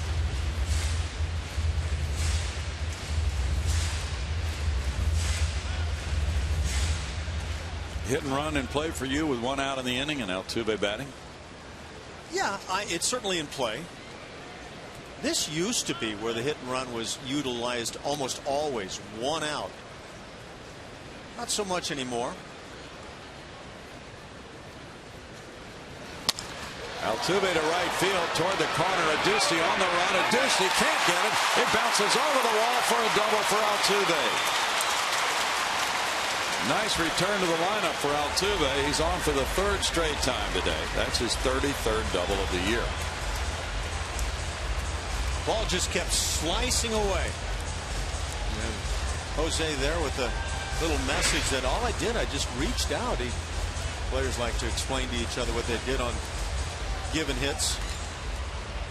All out effort by Adduci, just can't get there.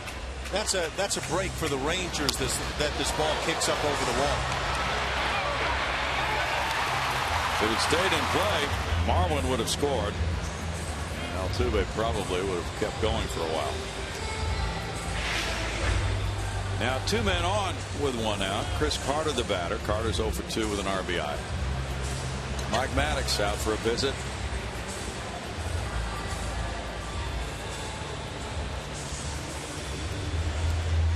Big situation right here with the Astros trailing by a couple.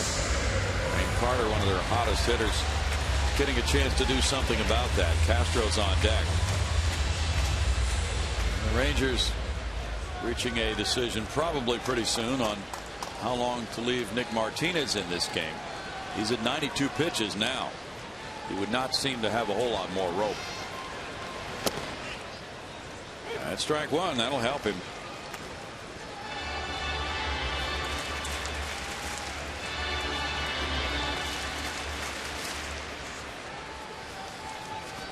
Well, I think the phone has finally rung in the Texas bullpen. Hopefully it's not one of those sales calls. 1 ball and 1 strike. I think they've tried to keep those off their list, although that never works. It only really rings during dinner time, though. Either dinner time or 8 in the morning on a weekend day. Phil Klein's warming up. 2 balls and a strike. You got one of those the other day. Yeah. Right? You know, they always come when you come back from a road trip in the middle of the night, right? I like the Jerry Seinfeld response. Well, give me your number. I'll call you back. Oh, you don't like that idea so much. Well, now you know how I feel. Yeah. Carter taps it foul. Landshark, 2 balls, 2 strikes.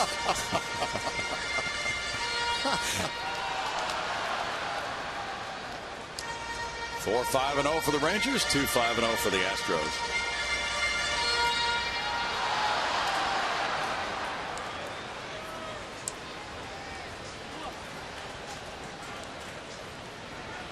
Rosales is up the middle. Leaves a lot of room on the right side of the infield for Carter. Carter swings and foul tips it for a strikeout. That's number 5 now. And a new high for Nick Martinez in a major league game. Costly. Yeah, now you need that classic 2-out hit to drive in a pair. It's a well spotted heater.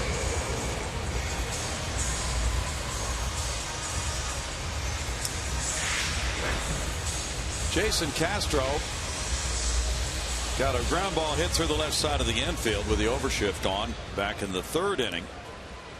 And that scored run number 2 for the Astros. He's 1 for 2. Nationals and Braves will play tonight in Atlanta. Gio Gonzalez goes for Washington against Alex Wood in a matchup of lefties. That's strike 1 for Jason.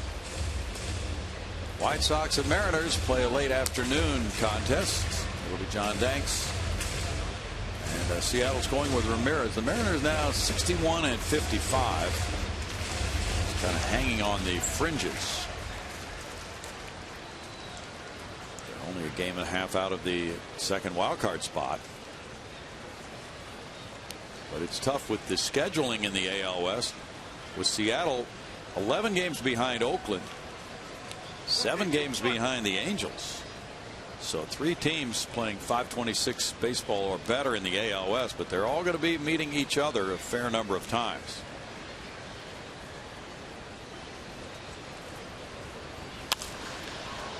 That's out of play, and it's 0-2. So teams like the Astros and the Rangers have a chance to be spoilers.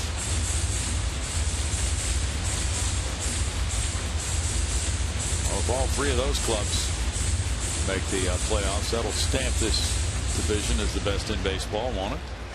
Certainly for this year. It's an honor that has been held, I think, in most people's minds by the American League East for a long time. But yeah, the West has been the beast this year. Foul ball. Still 0-2 to Castro with Singleton on deck. Oakland has a later afternoon assignment at home against the Minnesota Twins, who will then head in this direction. Phil Hughes goes for the Twins with an 11-8 record against Jason Hamill. Hamill 1-4 with a 7.15 ERA.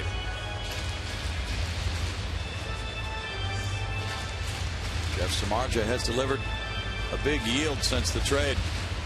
But with that Chicago Cub deal also including Hamill, that side of it has not gone well at all for Oakland.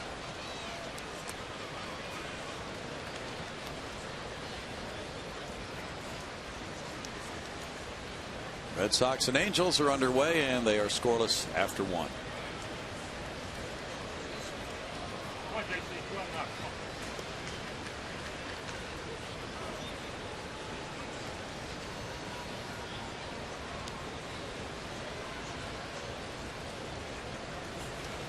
Castro takes a high one. 1-2 to Jason.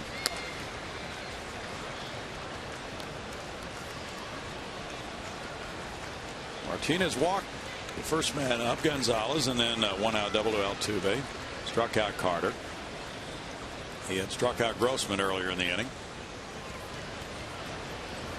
And he strikes out Castro to strike out 3 in the 5th. No runs, 1 hit, 2 men left after 5. It's 4-2 Rangers.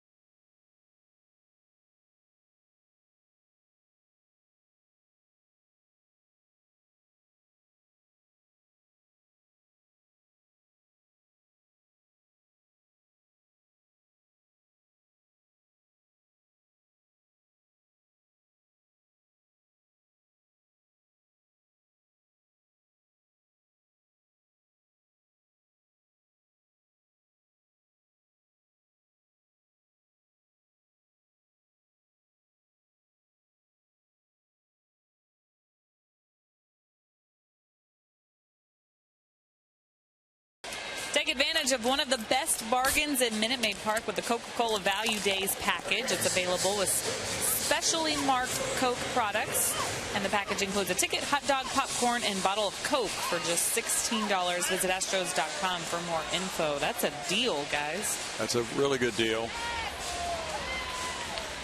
Ash has been eyeing that deal for a while now. I've gone way past eyeing, Brownie.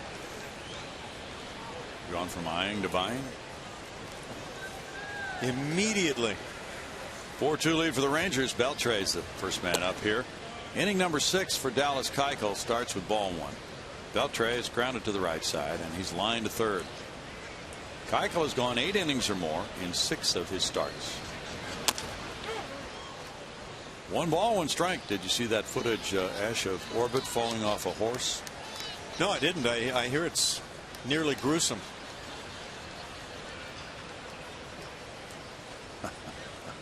Arancibia is the one that lost Nemo. I didn't know that. Okay. Blame everything on Arancibia because Arancibia impaled Orbit with a bat during last night's game. 1-2. Had to be surgically removed afterwards. 2-2.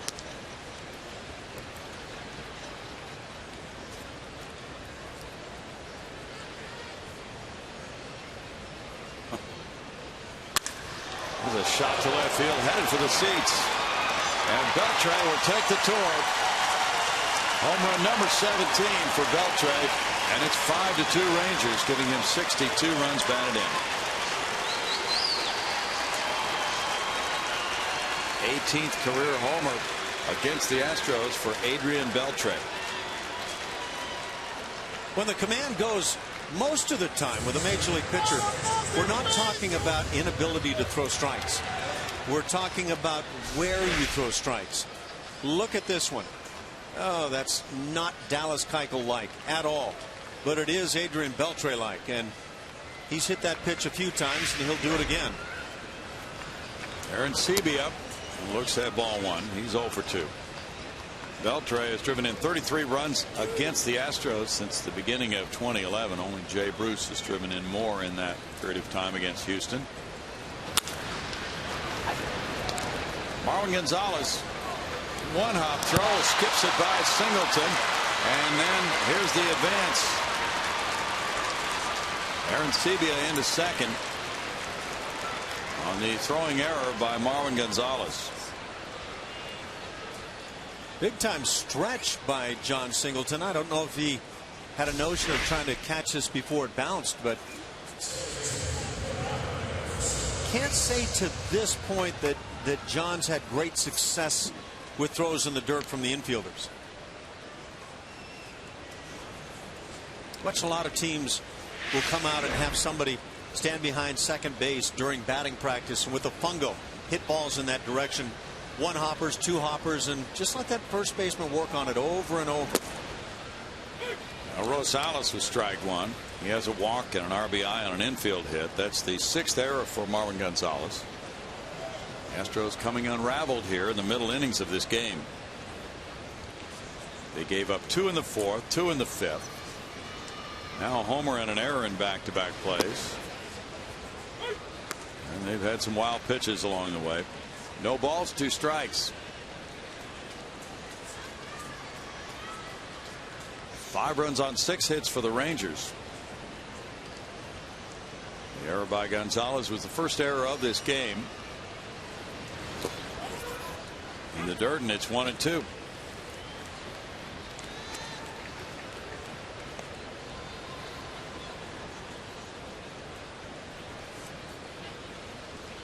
.82 pitches for Keuchel. Roman Mendez is warming up for Texas. Martinez might be finished for the day. 2 balls, 2 strikes.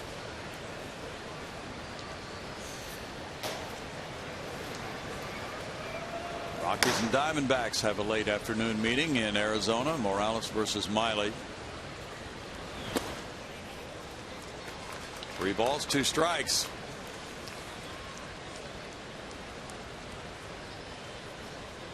Rays and Cubs are tied 1-1. They're in the top of the 6th at Wrigley Field.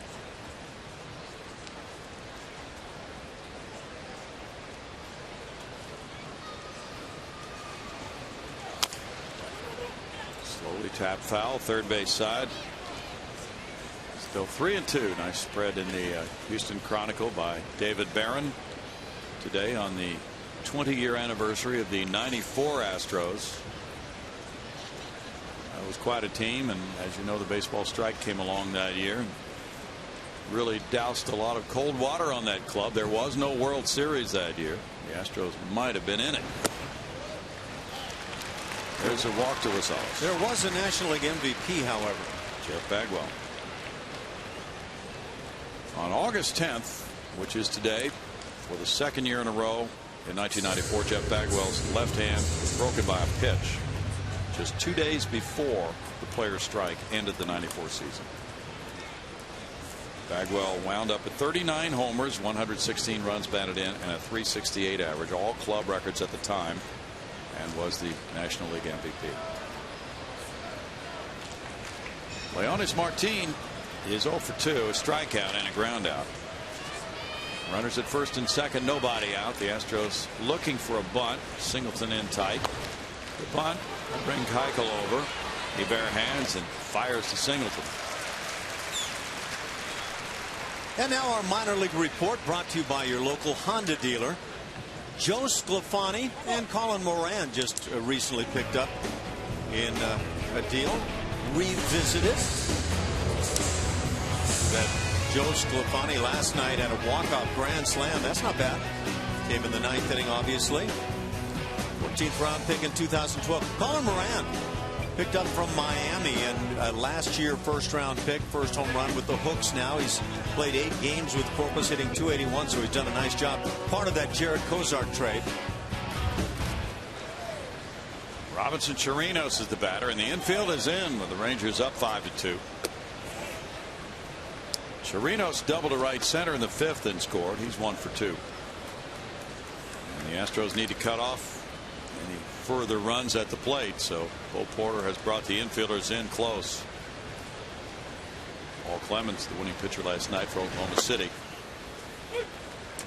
1 ball, 1 strike.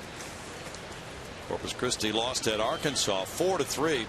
Brady Rogers, the losing pitcher. Teoscar Hernandez hit his first home run at AA. He was recently promoted, and Moran also hit his first.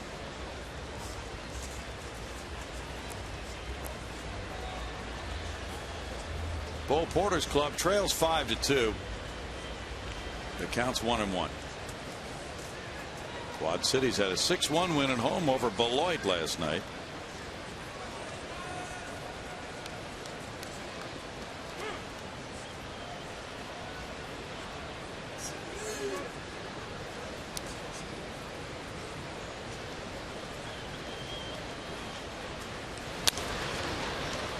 That's fouled away by Chirinos. It's a 1 ball 2 strike count.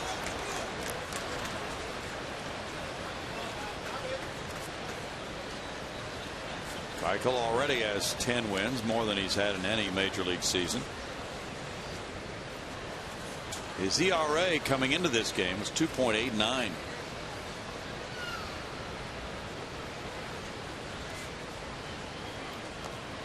Now Chirinos backs away.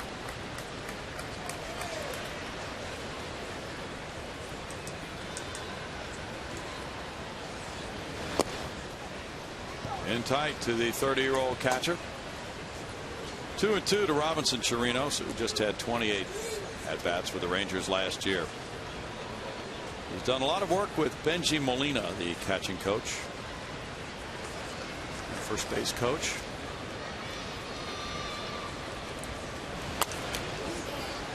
Foul back, and keeps the count at 2-2. Chirinos hit .302 in June. Benji Molina from that catching Molina family. 3 major league catchers from the same family.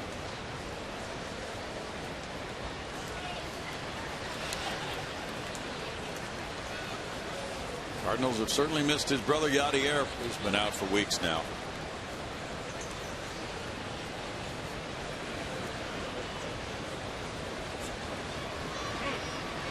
Time call. Dodgers 2, Brewers 1 at Milwaukee. They're in the top of the 7th inning.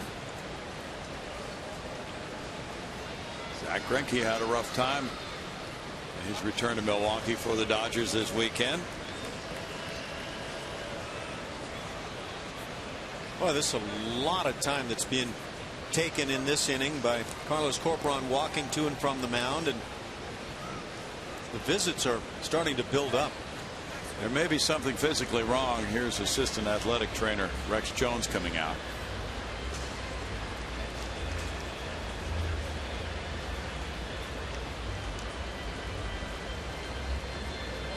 Rex seems to be looking at the catcher. Yeah, Corcoran.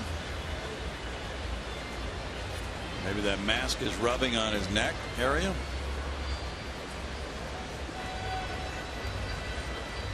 Seems difficult with that hat and the bill of the hat back there. So I wonder if Carlos has been bothered today by something in the neck area.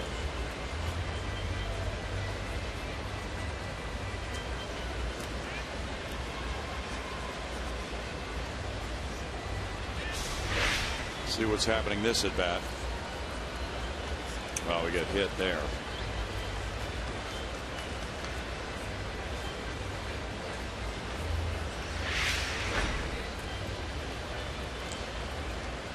So some possible concussion effects. That's what they have to check for on something like that sometimes when they go to the mound. But evidently everything's fine with Corcoran, and the count at 2-2 as Keuchel goes back to work. In the air, flared foul, and out of play. Kershaw's pitching for the Dodgers today in Milwaukee. That guy doesn't care.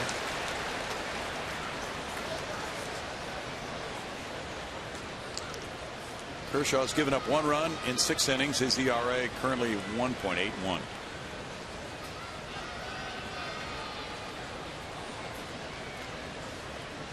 Yeah, I was asking that question yesterday. How many years can you anticipate one of those great overpowering starting pitchers maintaining that ability? I was looking at Justin Verlander, and he's had 4 overpowering years, but now last year and this year tailing off, and yeah, maybe he can regain it, but yeah, it's hard to figure out in that window of excellence how long that window stays open. That's a walk to Chirinos. The bases are loaded now with 1 out for Robertson. Post pitch looked like Kike was hoping for it. 2 walks in the inning, 3 in the game for Keuchel. Pretty rare for him. Yeah, this is not his sharpest performance. I thought back in the first inning he went 1, 2, 3 in that frame, and I thought he was dead on the money. Sometimes you can start a game that way and then have it get away. He walked 4 in back-to-back starts back in June when he was slumping a bit. And now Brent Strom's going to come out.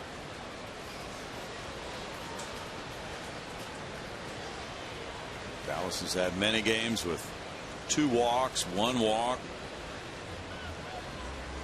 Against Miami, he didn't walk anybody. Didn't walk anybody against Seattle in a complete game.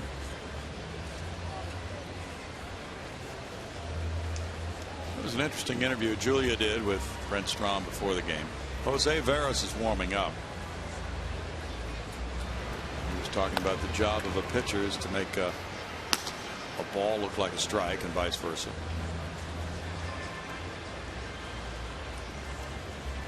And he revealed that the Astros think that one of the pitchers, unnamed, had been tipping his pitches. Yeah, I found that intriguing. This appeared in part anyway to be an endeavor to give Jose Veras a chance to start getting loose in the pen. Don't find that to be an interesting part of the game. Just the stand around, let's kill some time kind of a thing. Been a part of the game forever, though. Daniel Robertson takes strike 1. Robertson singled and scored in the 5th inning. Well, you know, you've talked to players about it, and you'll typically hear players say they don't really have a concept of how long the game is taking. No, I don't think they do. I think you're exactly right. Bouncer short. Marwin steps on second, throws to first. That's a double play to get Keuchel out of further trouble. 1 run scoring on the Beltre homer. And 1 error in the inning. 2 men left. It's still within reach. 5-2 Rangers in the 6th.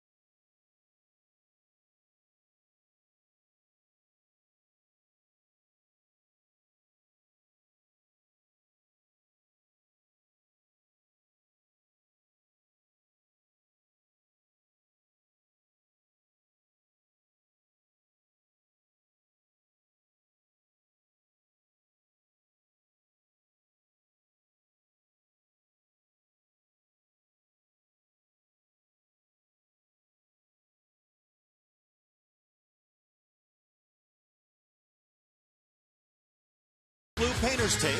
Scotch Blue, see what you can do. Talking about John Singleton and his slugging here at Minute Maid Park.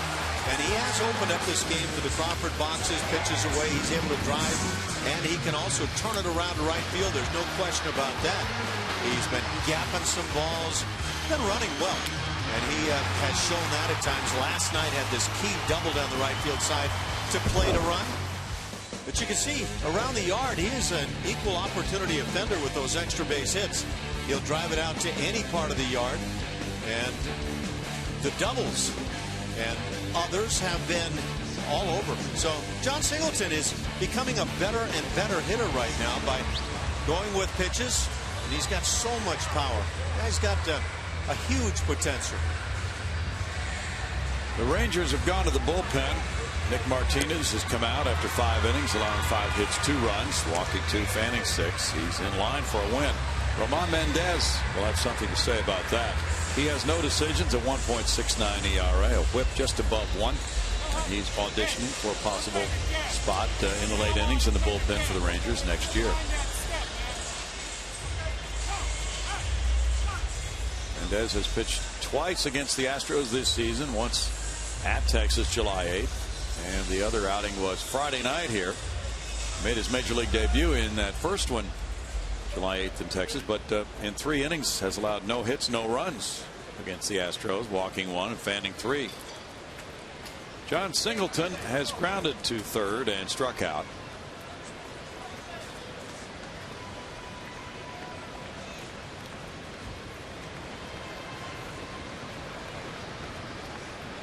Infield shifts around. There's strike 1 with Elvis Andrus moving quite a bit. Right as that pitch was being delivered, he's gone all the way over several feet toward the first base side of second.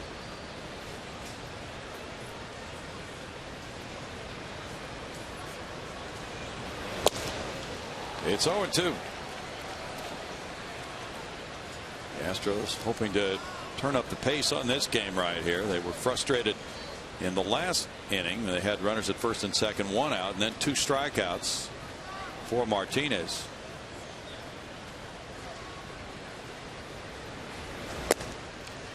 Pitch is up and it's 1-2. Mendez has excellent velocity, mid-90s.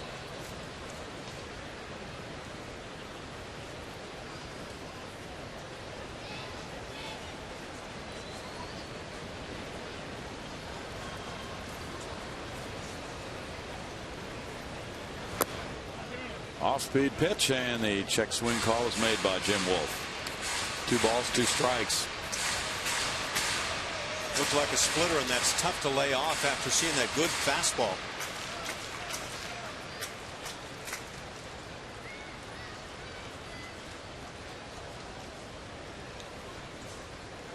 Dominguez and Corcoran to follow. Fastball struck him out. That's some power. 1 down.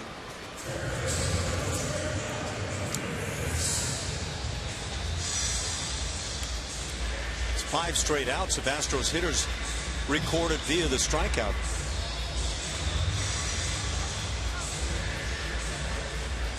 Matt Dominguez singled in the second inning, and then in the fourth he popped up to second.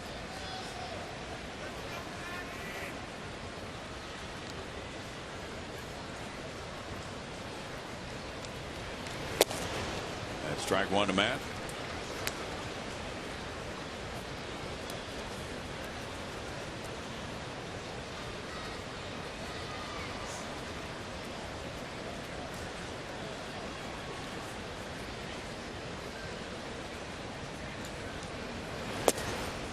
It's 1-1.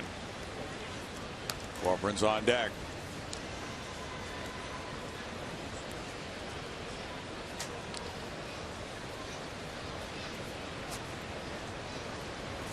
Dodgers have lost Hanley Ramirez to an oblique injury. He's on the DL.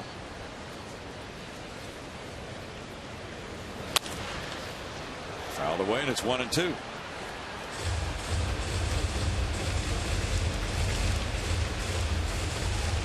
I don't recall hearing about the oblique type injury decades back. No. And I don't know if that's a result of all of the physical weight training of today's player, which makes them stronger, better athletes, but maybe more susceptible to some of those injuries. Good point. Well, there's one theory that the players who train diligently all winter, most of them, have reduced the body fat to the point that maybe too much. Yeah. Maybe there's not enough fat. Yeah, that could be all over it. Look, I have no doubt in my mind that today's player, and for some time now, is a much better trained athlete than years ago. Dominguez pops it up. Chirinos with a catch, 2 outs. And I will say they train to the nth degree. Sometimes I wonder in that training and in the amount of batting practice and such if they possibly go too far. But you can't blame anybody for the amount of effort because it is all in. Carlos Corcoran is struck out and flying to center.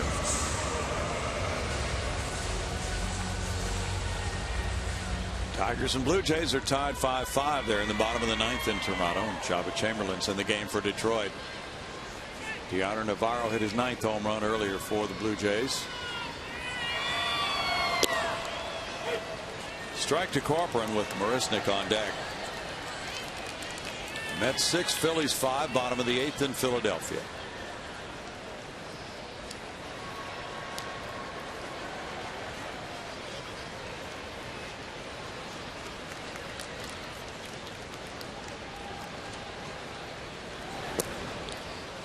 Oh, 0-2.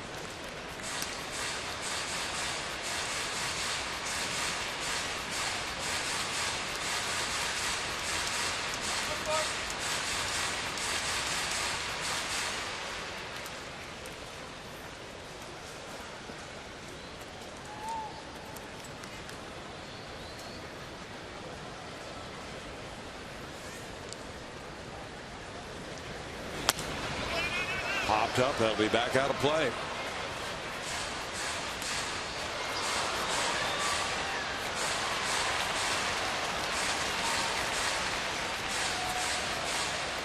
You were talking about all the major league shortstops that have come from San Pedro de Macorís, which is Roman Mendez's hometown.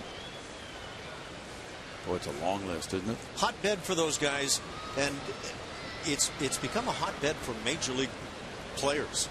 It used to be known simply for the shortstops, or that was what put it on the map. But that little tiny city has produced so many, and I don't recall the number we came up with the other day, but along with the country of the Dominican Republic, half of that island, it's just phenomenal what they produce. We think it's more than 80.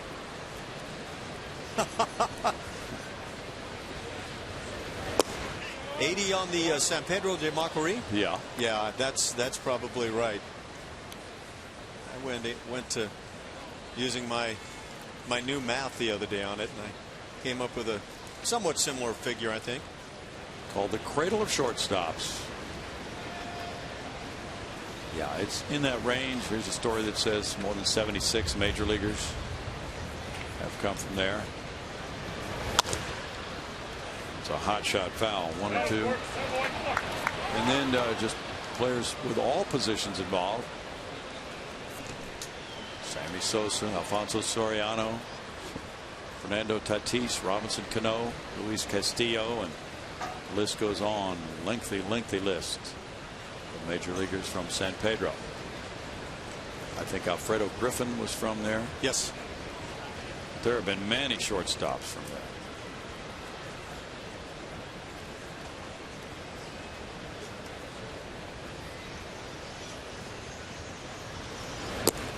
Kids grow up in a good deal of poverty, and they play baseball, and they play it to the extent that I think they give themselves a chance to learn it maybe better than kids anywhere else. Felipe, Matty, and Jesus Alou. Joaquin Andujar, your former teammate.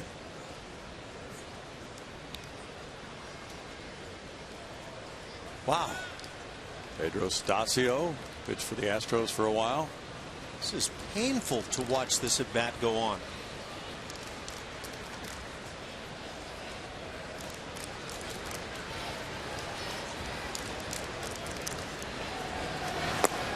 Corcoran takes it, and it's a 3-ball, 2-strike count. Pitcher on the mound, ready to go, and yet umpires don't seem to have any ability to coerce the game to be played.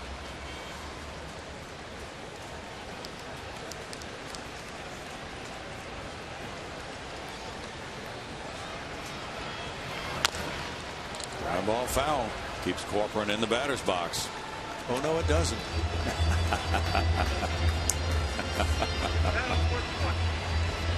He's a good 25 feet away from there.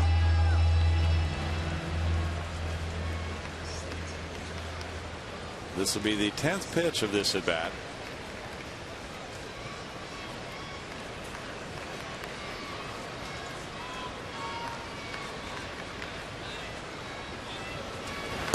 And it's ball 4.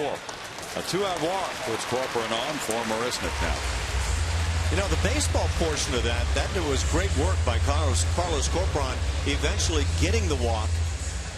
I just didn't see a whole lot as being the baseball portion there. Mike Maddox is out for a visit with Marisnick. 0 for 2, ready to bat next. Remember when we had that conversation a long time ago about Orbit? I'm not sure, but I'll go with it. He fell off a horse. Oh, dear. Full facial, huh? Yeah. Face plant in a pasture. Wow. I hope he closed those eyes before he hit land. He's had a rough weekend when you think about it. A lot of adversity for Orbit. Yeah, but he seems to be bouncing back. Marisnick, with the Astros trailing 5-2, steps up. Joey got flowers in the pregame today? She did. Not sure about Candy.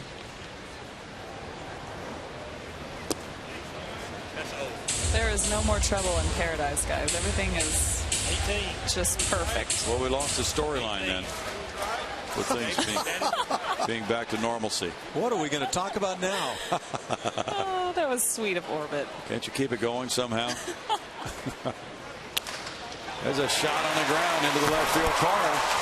Corcoran hits for third. Marisnick is behind him going into second base. Stop sign at third. And there's a ground ball double for Marisnick, his first double with the Astros. Well, again, a case of Marisnick getting the head out, putting the barrel to the baseball that on some occasions has been getting pretty deep on him. But nice quick bat here. Great to see. And when he can do this, he will take advantage with extra bases. He just really runs well.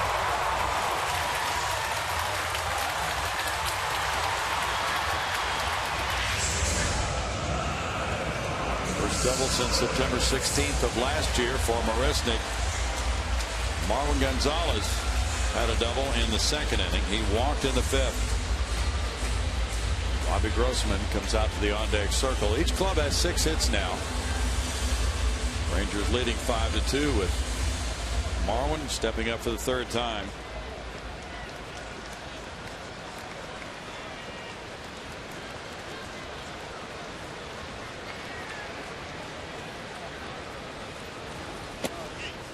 He takes a strike.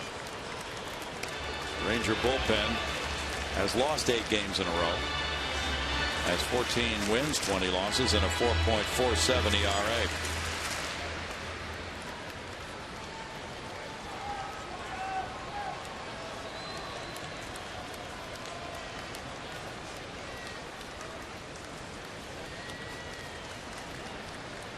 Phil Klein is working for the Rangers in their pen. Fly ball goes out to left center field and shallow. Andrus underneath it to end the home 6th inning with no runs, a hit, 2 men stranded after 6. 5-2 Rangers.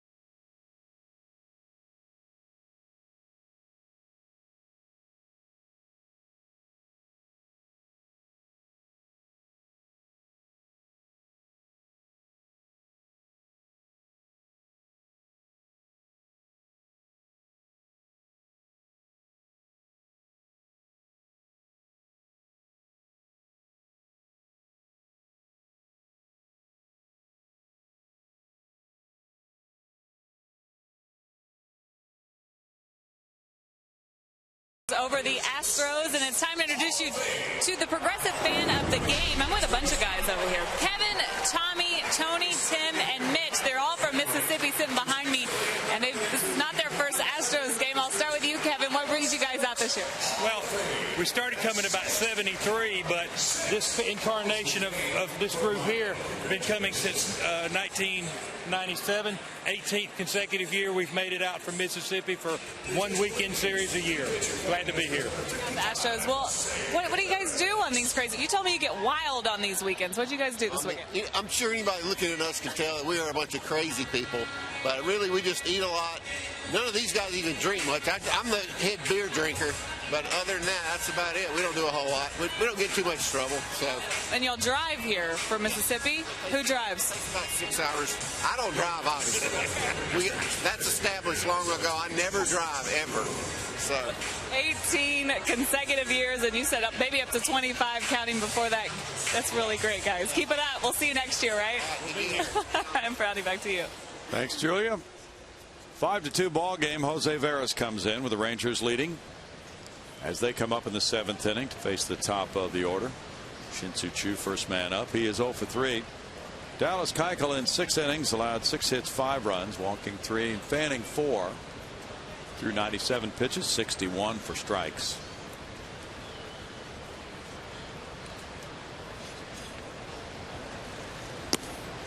Veras misses. Ball 1 to Choo.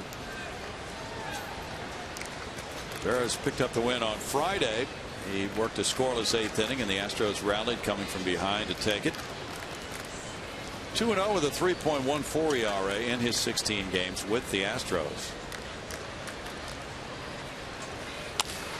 Fly ball left field, headed for the Landry's Crawford boxes, and that's where it lands. 6-2 Rangers. Choo hits number 11. It's his first career home run against the Astros.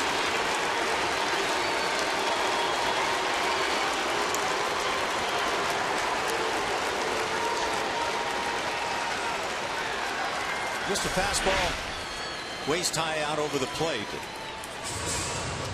Pretty good response from Choo.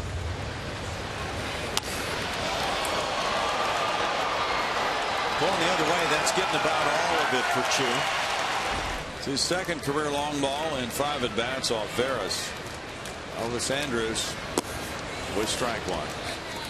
Has a single and a sac fly today. 6 runs on 7 hits now for the Rangers.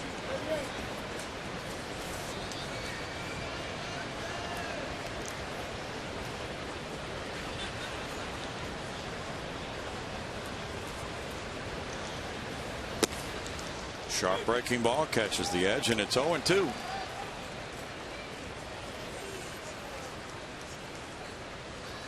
Rangers trying to salvage one game of this series before going back home. Their record since June 17th is 10-36.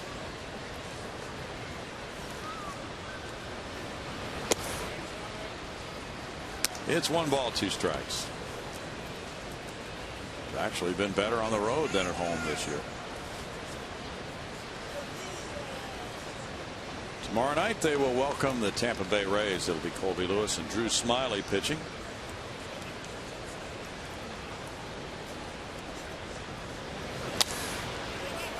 Foul away. You know, these guys in the Rangers rotation, Colby Lewis, Nick Tepesch, Miles Michaelis, Yu Darvish pitching in that 4-game series, and today's starter Nick Martinez. In many ways, it's an audition for next year for some of these. The Rangers may have to remodel their starting rotation some. They hope to get Derek Holland back and established before the end of this year, and have him at the top of that rotation somewhere next year. It's 2-2. Free agent starting class. James Shields is out there this winter, right? He's big time quality too. Should be a lot of demand. Starting to get on the backside of his career, but well, he's been a good one. John Has Lester. an impact on his team. John Lester headed for free agency. Fly ball right field. Robbie Grossman into foul territory. 1 out. Look at these injuries. Prince Fielder. Yeah, those are big ones. You mentioned Prince Fielder. Jurickson Profar, that a big one. Derek Holland. Yeah, you hate to start feeling for other clubs. Every team has their issues and their injuries, but the Rangers were decimated.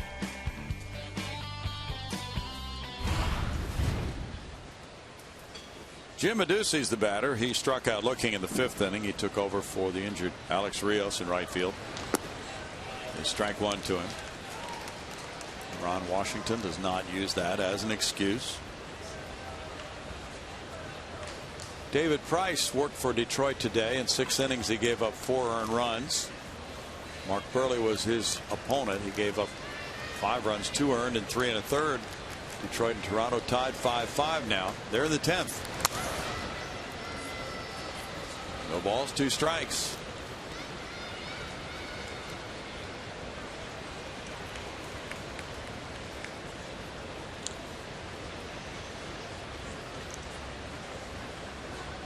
St. Louis leads Baltimore 4-3 at the end of 7 in Baltimore, where the Cardinals have been treated very rudely. They've been really ripped twice in the first 2 games of the series.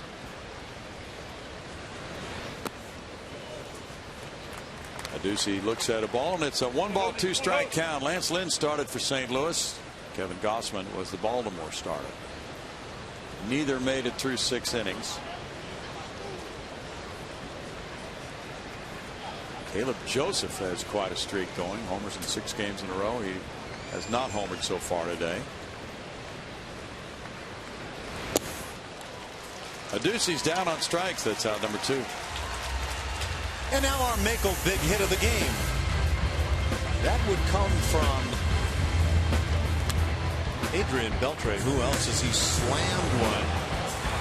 He just launched one in the 6th inning, leading off that frame. Got a fastball to handle. Dallas Keuchel up a bit this afternoon, and it cost him. That's like Adrian Beltre. Don't miss that pitch very often. He's 1 for 3. He's hit 3 homers against the Astros this season. That's a roller by Veras. Here's Marlin rushing in, barehanding, firing, safe at first. Ball hit very slowly, but Veras couldn't get anything on it, and then Marwin had a difficult play, having to come a long way, and it's an infield hit for Beltre. Yeah, once this ball gets by Veras, really no shot, and that's not an easy play at all for anybody on the hill. Heck of an effort by Marwin.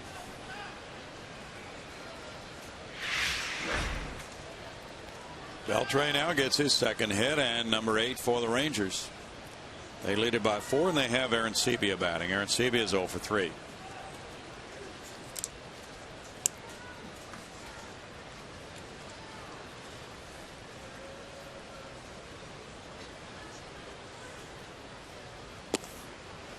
Strike for Veras. The Mets are trying to close out the Phillies. Phillies batting bottom of the 9th, 6-5 Mets.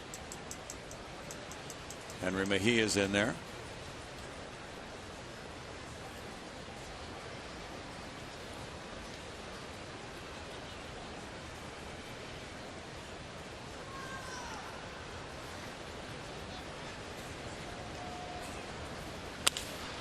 Fly ball out to left center field. Chris Carter. Out number 3. 1 run, 2 hits. 1 man left at the 7th inning stretch. We'll keep it right here on a Sunday for the singing of God Bless America, with the score, the Rangers leading the Astros 6-2. Here at Minute Maid Park. We kindly ask that you please rise now and join us as we welcome servicemen and women who have returned from active duty down to the field. As we pause to salute not only our great nation, but every serviceman and woman who protect our freedom around the world each and every day. Please welcome back Miss Elizabeth Eckert to lead us in God Bless America. God bless America, land that I love. Stand beside her and guide her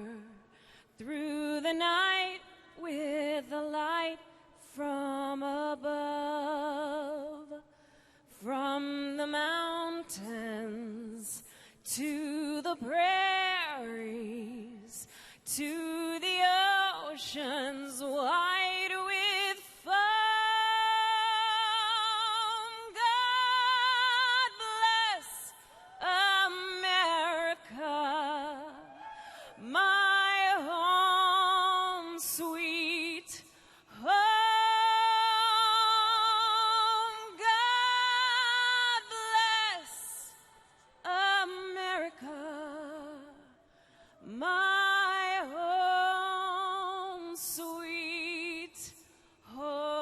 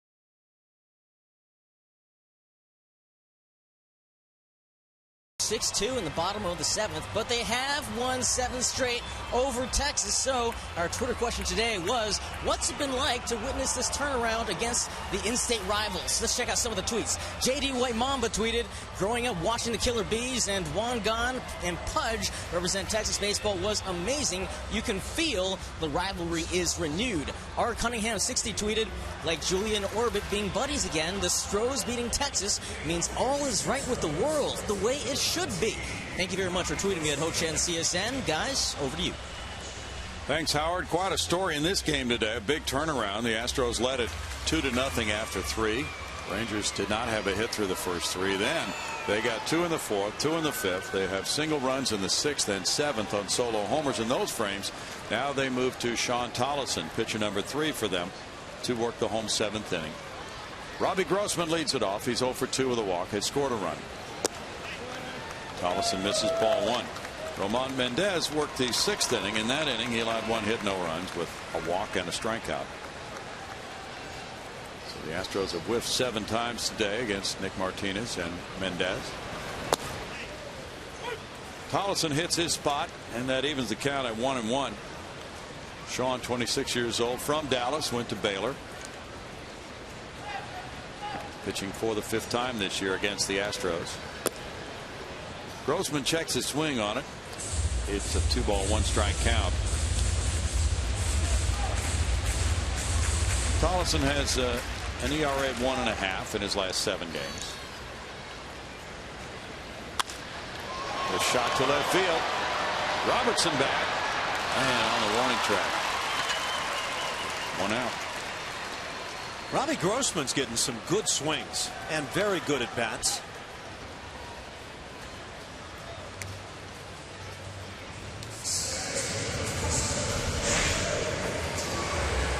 Up the fastball as he got ahead in the count.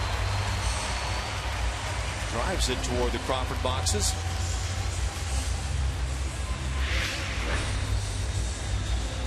Good swing, but Tollison gets an out on it. Now Jose Altuve with 2 hits today. He's at 160 hits for the season. He has a single, a double. He was hit by a pitch, stole a base, scored a run. Strike to Altuve. Altuve really hasn't had much time off since the All-Star break.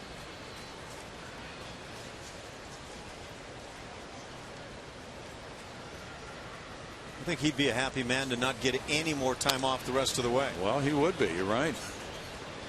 No balls, 2 strikes. Yeah, I don't see him planning his season around the days off that he's going to get. No. This is a guy who loves to play this game. Batting average on balls in play, 356.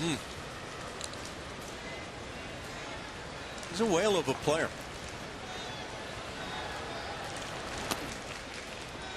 That one not caught by Chirinos. Trickles behind him. 1-2. That WOBA, you might have just noticed on the screen, is weighted on base average. How's that work? Well, they try to normalize for the ballpark factor and take the ballpark factor out of it. So in other words, you're going to hit more generally in Arlington, Texas than you do in Houston, Texas, because of the ballparks. Much better hitters park in Arlington. 2-2. It would be like, for instance, the Rangers looking at a guy like Chu as a free agent. Where did he play last year? If he had played for the Rockies, he'd be forced to discount some of his offense, generally speaking. Well, I think you could do that, maybe not to the same degree, but playing in Cincinnati as Chu did. Yeah. So I think you would want to weigh that one. Yeah. And that's become, with all the dollars being spent on players in today's game, extremely important to know exactly what's being bought here on the free agent market. Ground ball third. Beltre. 2 outs. Catch all of the second half action on MLB.tv Premium, the #1 live streaming sports service. Watch every out-of-market game live in true HD on over 400 devices. Visit Astros.com for your details. How many of those 400 devices do you personally own? 2. How about you? Well, I think I might have you by 1, but okay. I'll start working on it. Well, it's necessary to learn how to operate devices if you have them. So that can be a trick for some of us. Chris Carter's 0 for 3 with an RBI. TVs might be one of those devices. It's ball 1. Over 400 devices. You can't watch anything on TV anymore, can you? You have to be on the run somewhere with your mobile device.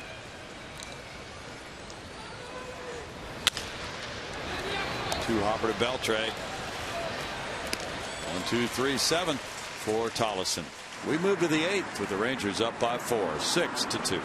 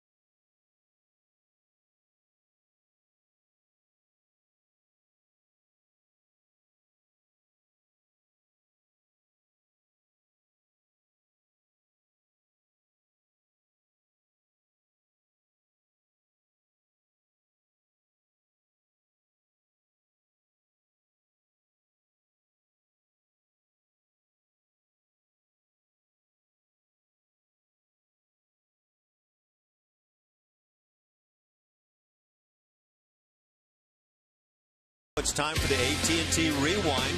Got a couple of plays at the plate today. That rule in place that you can't block the plate as a catcher. Marlon Gonzalez with that double down the left field side brought Matt Dominguez to the plate, and there was Robinson Chirinos blocking the plate in the estimation of Matt Dominguez. But upon review, they allowed the play to stand and out of the plate. Now this play looked like Carlos Corcoran lived up to the spirit of the law. Stayed out of the baseline, but the ball eventually gets away. A little bit too tough of a throw there, but two different approaches by the catchers here this afternoon. Now lefty Darren Downs has come out of the Astros bullpen. He's 2-1 in 38 games with a 4.34 ERA. .217 the lefties have managed against him. So he's been very good in that regard. And when you get that specialist lefty, and I think to some degree Darren Downs is the specialist lefty, you want to make sure you're getting those lefties.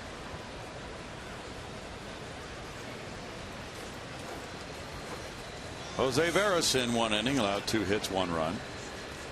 Had no walks, 1 strikeout. 6-8-0 for the Rangers, 2-6-1 for the Astros. The Astros have stranded 7.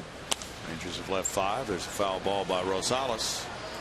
Strike 1 to Adam. He has walked twice and delivered a run with an infield single.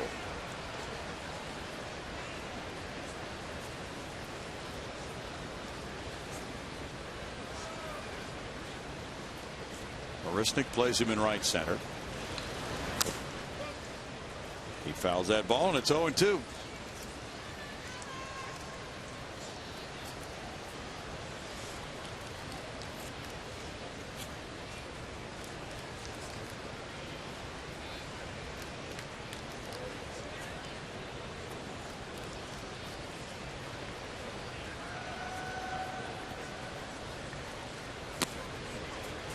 Rosales down on strikes with the throw to first base.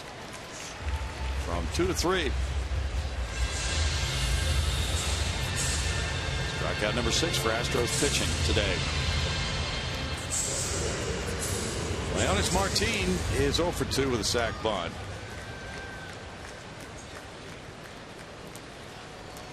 The Astros led this game 2-0 after 3, then began the turnaround. The Rangers have scored the next 6 runs in the game.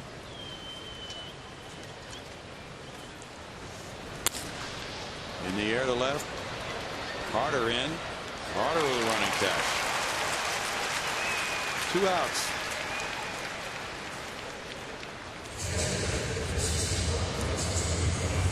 Chirinos will come up. Chirinos has a double and a walk. He has scored a run.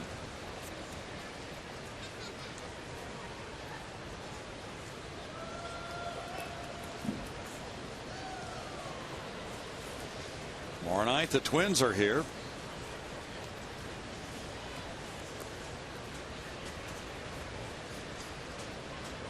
Minnesota Twins. Going to say that could have brought panic to a lot of people.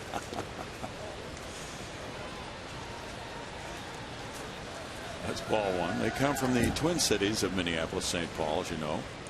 They will have Tommy Malone on the mound against Brad Peacock. See any Twins out there today? I haven't spotted them, but they're there. Marisnik in center. It goes quickly for Darren Downs. 6-2 Rangers.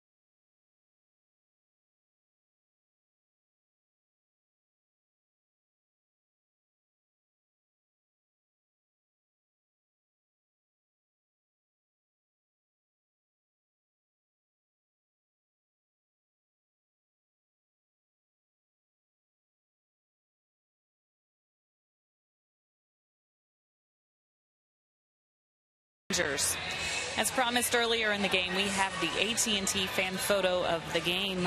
Today it is Jeremy Radcliffe, and check out this parade float. They won first place. They're in Round Top, Texas. I know where that is. Great picture. Thank you very much. And tweet your photos to hashtag CSNHFanPhoto for a chance to be shown in an upcoming game broadcast. That is brought to you by AT&T. Looks like the Astrodome, doesn't it, guys? That's the Mike Scott 1986 Astrodome float. Without root beer. There was a float involved with that one? Yeah, it was a float. I was not invited to that float. You should have been in on that. I should have known why Scotty blew me off on the golf date. Bottom of the 8th inning coming. It's 6-2 Rangers. Sean Tollison at a 1-2-3 7th. He stays in for the 8th. Jason Castro drove in run number 2 for Houston with a single in the 3rd inning. He's 1 for 3. See, Round Top, Julia, is that west of Dallas? Where is that? You pass Round Top going to Austin on 290? Oh, okay. Or 71? Okay. Oh, don't get me lying. Did I sound like I was from Texas just then when I said that? Pretty much, yeah. Okay, yeah. It's all right. The Southern girl started to try to lie to us and wound up saying, don't get me lying. I want to say 290. I passed it on my way to Austin one time. Okay. It's a small town. We do not recommend travel on US 290 right now. Ooh. 2 balls and a strike. Don't know how you came in today, but every coast was clear all the way. Sounds good. Come on, JC. Come on.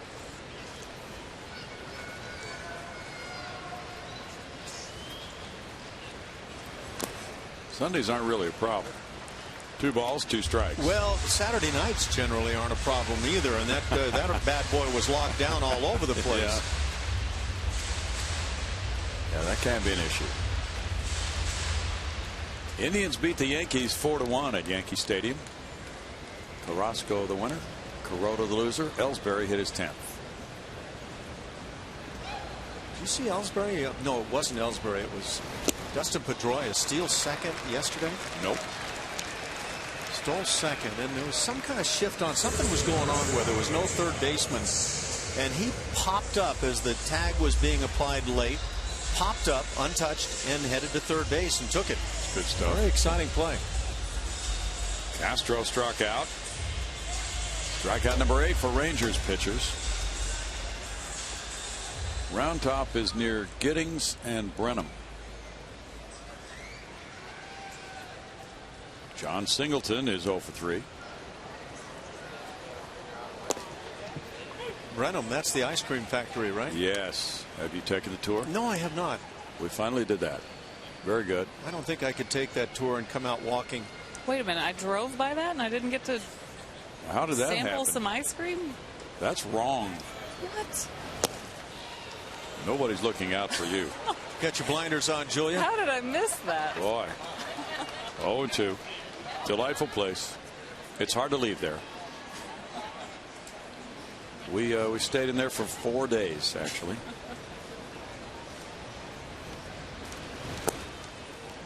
It's 1-2. And Roger Metzger's living in Brenham, right? Oh, yeah. Talk about a guy that wanted to play the game. After having the little bench saw accident and stayed on and continued to play as an infielder. Boy. Took some courage, perseverance. Singleton's down on strikes. That's 2 in a row here for Tollison. I guess for me to refer to that as a little accident is a bit of a mistake. Yeah. John Singleton, Chris Carter, and Jose Altuve keep the red-hot homestand fired up against the Minnesota Twins tomorrow night. The Summer of Slug continues with pregame live tomorrow at 6:30 p.m. only on Comcast Sportsnet. And the pitching matchup for that series with the Twins. Tommy Malone, we just heard about him against Brad Peacock. Johan Pino. Well, you're going to have to just have seen that yourself because I was tardy. You know anything about Johan Pino? No, I don't know a thing about him except for the fact that he's 1-4 with a 4.59. Colin McHugh goes in that one, having pitched very well his last time out. And then Kyle Gibson against Brett Oberholzer. 1 ball, 1 strike. We could be seeing a new wrinkle from Brad Peacock based on Julia's interview with Brent Strom before the game today. The name Frank DiPino comes to mind. Yeah, he was a good one. Out to center field. Caught by Martin. The 8th inning goes quickly. That's 6 in a row retired by Tollison, with the Rangers up 6-2.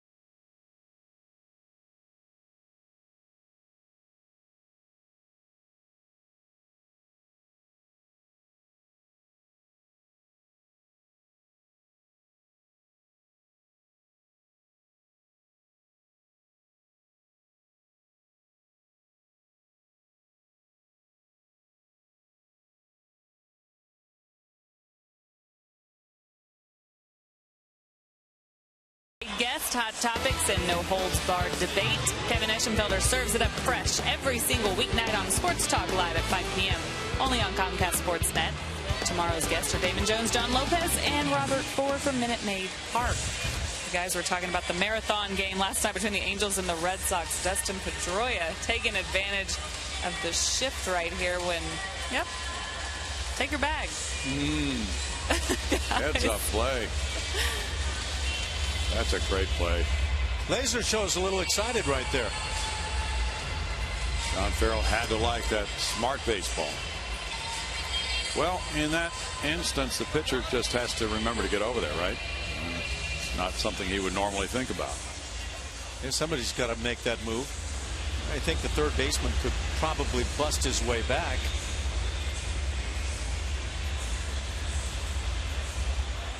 Where is the third baseman?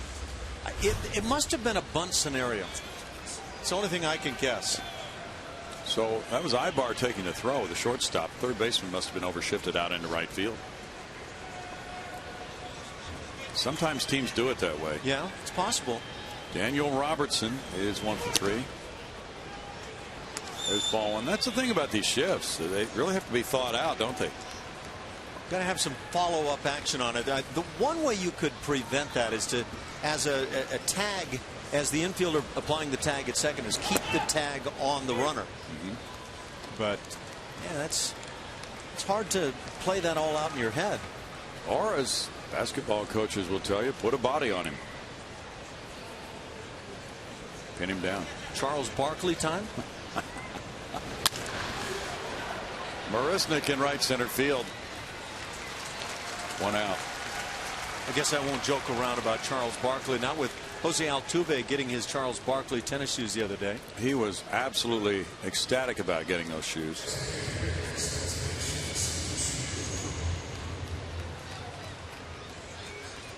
Four straight retired by Downs. Chu is the batter. Chu homered in the 7th inning. He's 1 for 4.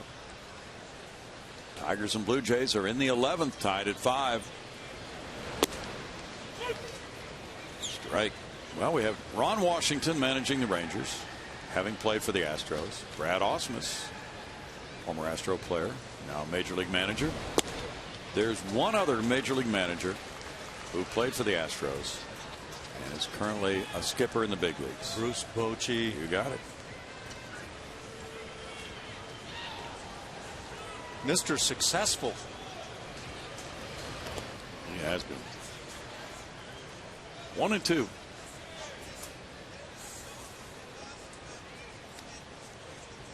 He's the only manager who was born in France.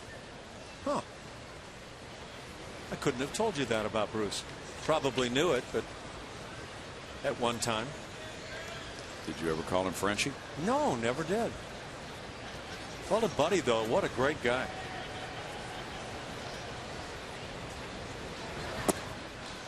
Fantastic teammate, and I think anybody who played with Boch would say the same thing. And I think what they also might say is that they were caught off guard when he became a big league manager. But he's been a great one.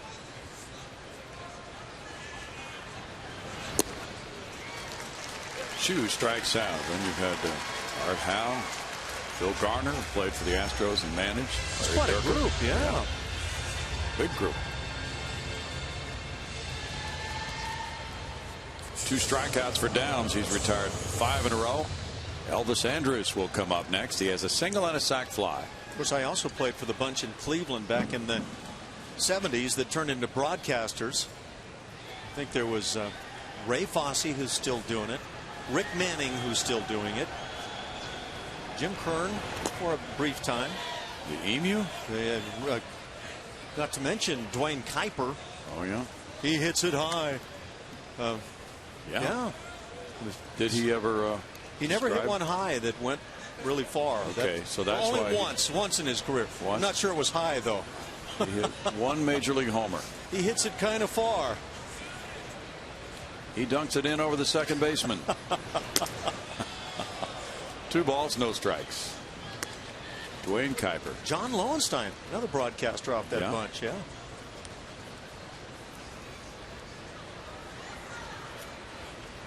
Wash played briefly for the Astros near the end of his career.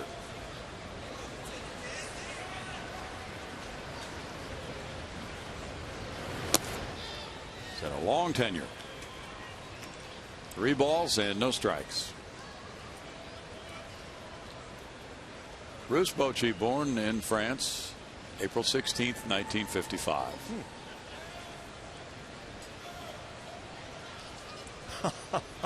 I was just remembering some good times with Boch.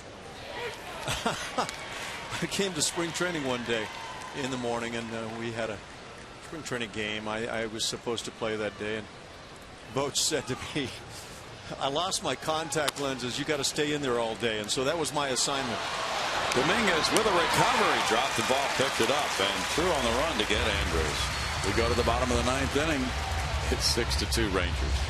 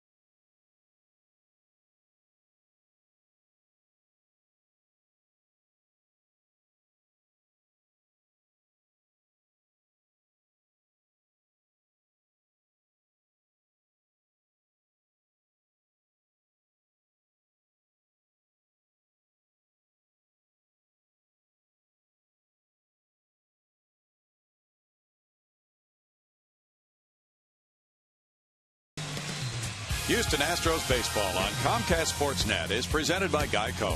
15 minutes could save you 15% or more on car insurance. Visit us at geico.com or call 1-800-947-AUTO. The Rangers lead at 6-2. Orbit is doing some laps there. They've come from behind in this one. The Astros led at 2-0 after 3. Rangers didn't have a hit until the 4th inning. But now they have hit a couple of home runs during their comeback. And they lead by 4 as they turn it over to their closer here for the bottom of the 9th inning. veteran Neftali Feliz. Very good arm. Guy who has kind of been back and forth between the starting staff and the bullpen in recent years. But the numbers indicate he's having great success. Look at what he's doing to the left-hand hitters. 107 the batting average against. Of course, just 15 innings of work. Guy that's had some arm problems. Well, he had Tommy John surgery in 2012. 4 for 5 in saves. This is not a save situation because the lead is more than 3 runs with 1 inning to go. It'll be the bottom of the order due up against him. Corcoran, Marisnick, and Gonzalez due to bat. Sean Tollefson had 2 perfect innings, and he struck out 2. Roman Mendez had an inning in the 6th inning, allowing 1 hit and a walk. So it's been 3 shutout innings of relief. Nick Martinez left after 5. He can be the winner for only the 2nd time. He's trying to snap a 7-game losing streak. Carlos Corcoran has struck out, fly to center, and walked. Neftali Feliz, 26 years old. He's from the Dominican. He throws strike 1. He had 40 saves and was an all-star in 2010 for the Rangers. 32 the next year.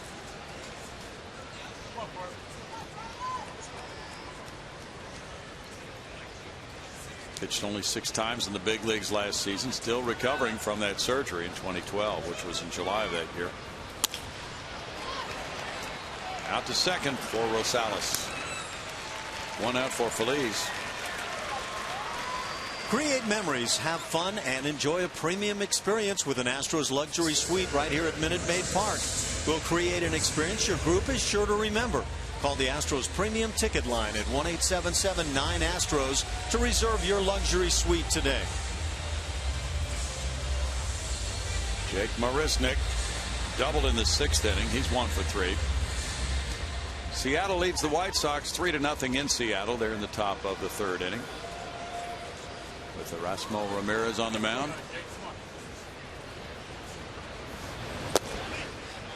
Strike 1 for Feliz, who did not have a good spring training this year. Did not make the club for opening day. Spent some time on the disabled list at Round Rock with arm fatigue. Became their closer and was called up to the big league club July 4th. Looks like he's getting some arm strength back, throwing at 93 there. And it's a 1-ball 1-strike count. He's faced the Astros once this season. That was at Texas, July 8th. Working 2 innings, giving up 1 run on a Chris Carter homer. Marisnick puts it in the air behind the dish. Chirinos back. 2 outs. And Marwin Gonzalez will bat. 9 straight Astros have been retired by the Rangers relief corps.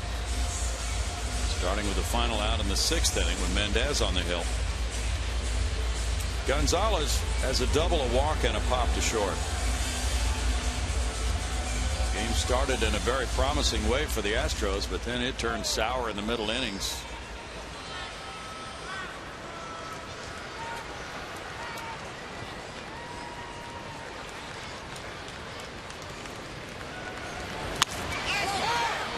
Shallow right, still on the infield actually. And the first baseman Aaron Sevilla takes it for the final out of this ball game. The Rangers salvage 1 game of this 3-game series. They break the Astros 7-game winning streak over them. Feliz nails down the final 3 outs with a win going to Martinez, the loss to Keuchel. Final score, Rangers 6, Astros 2.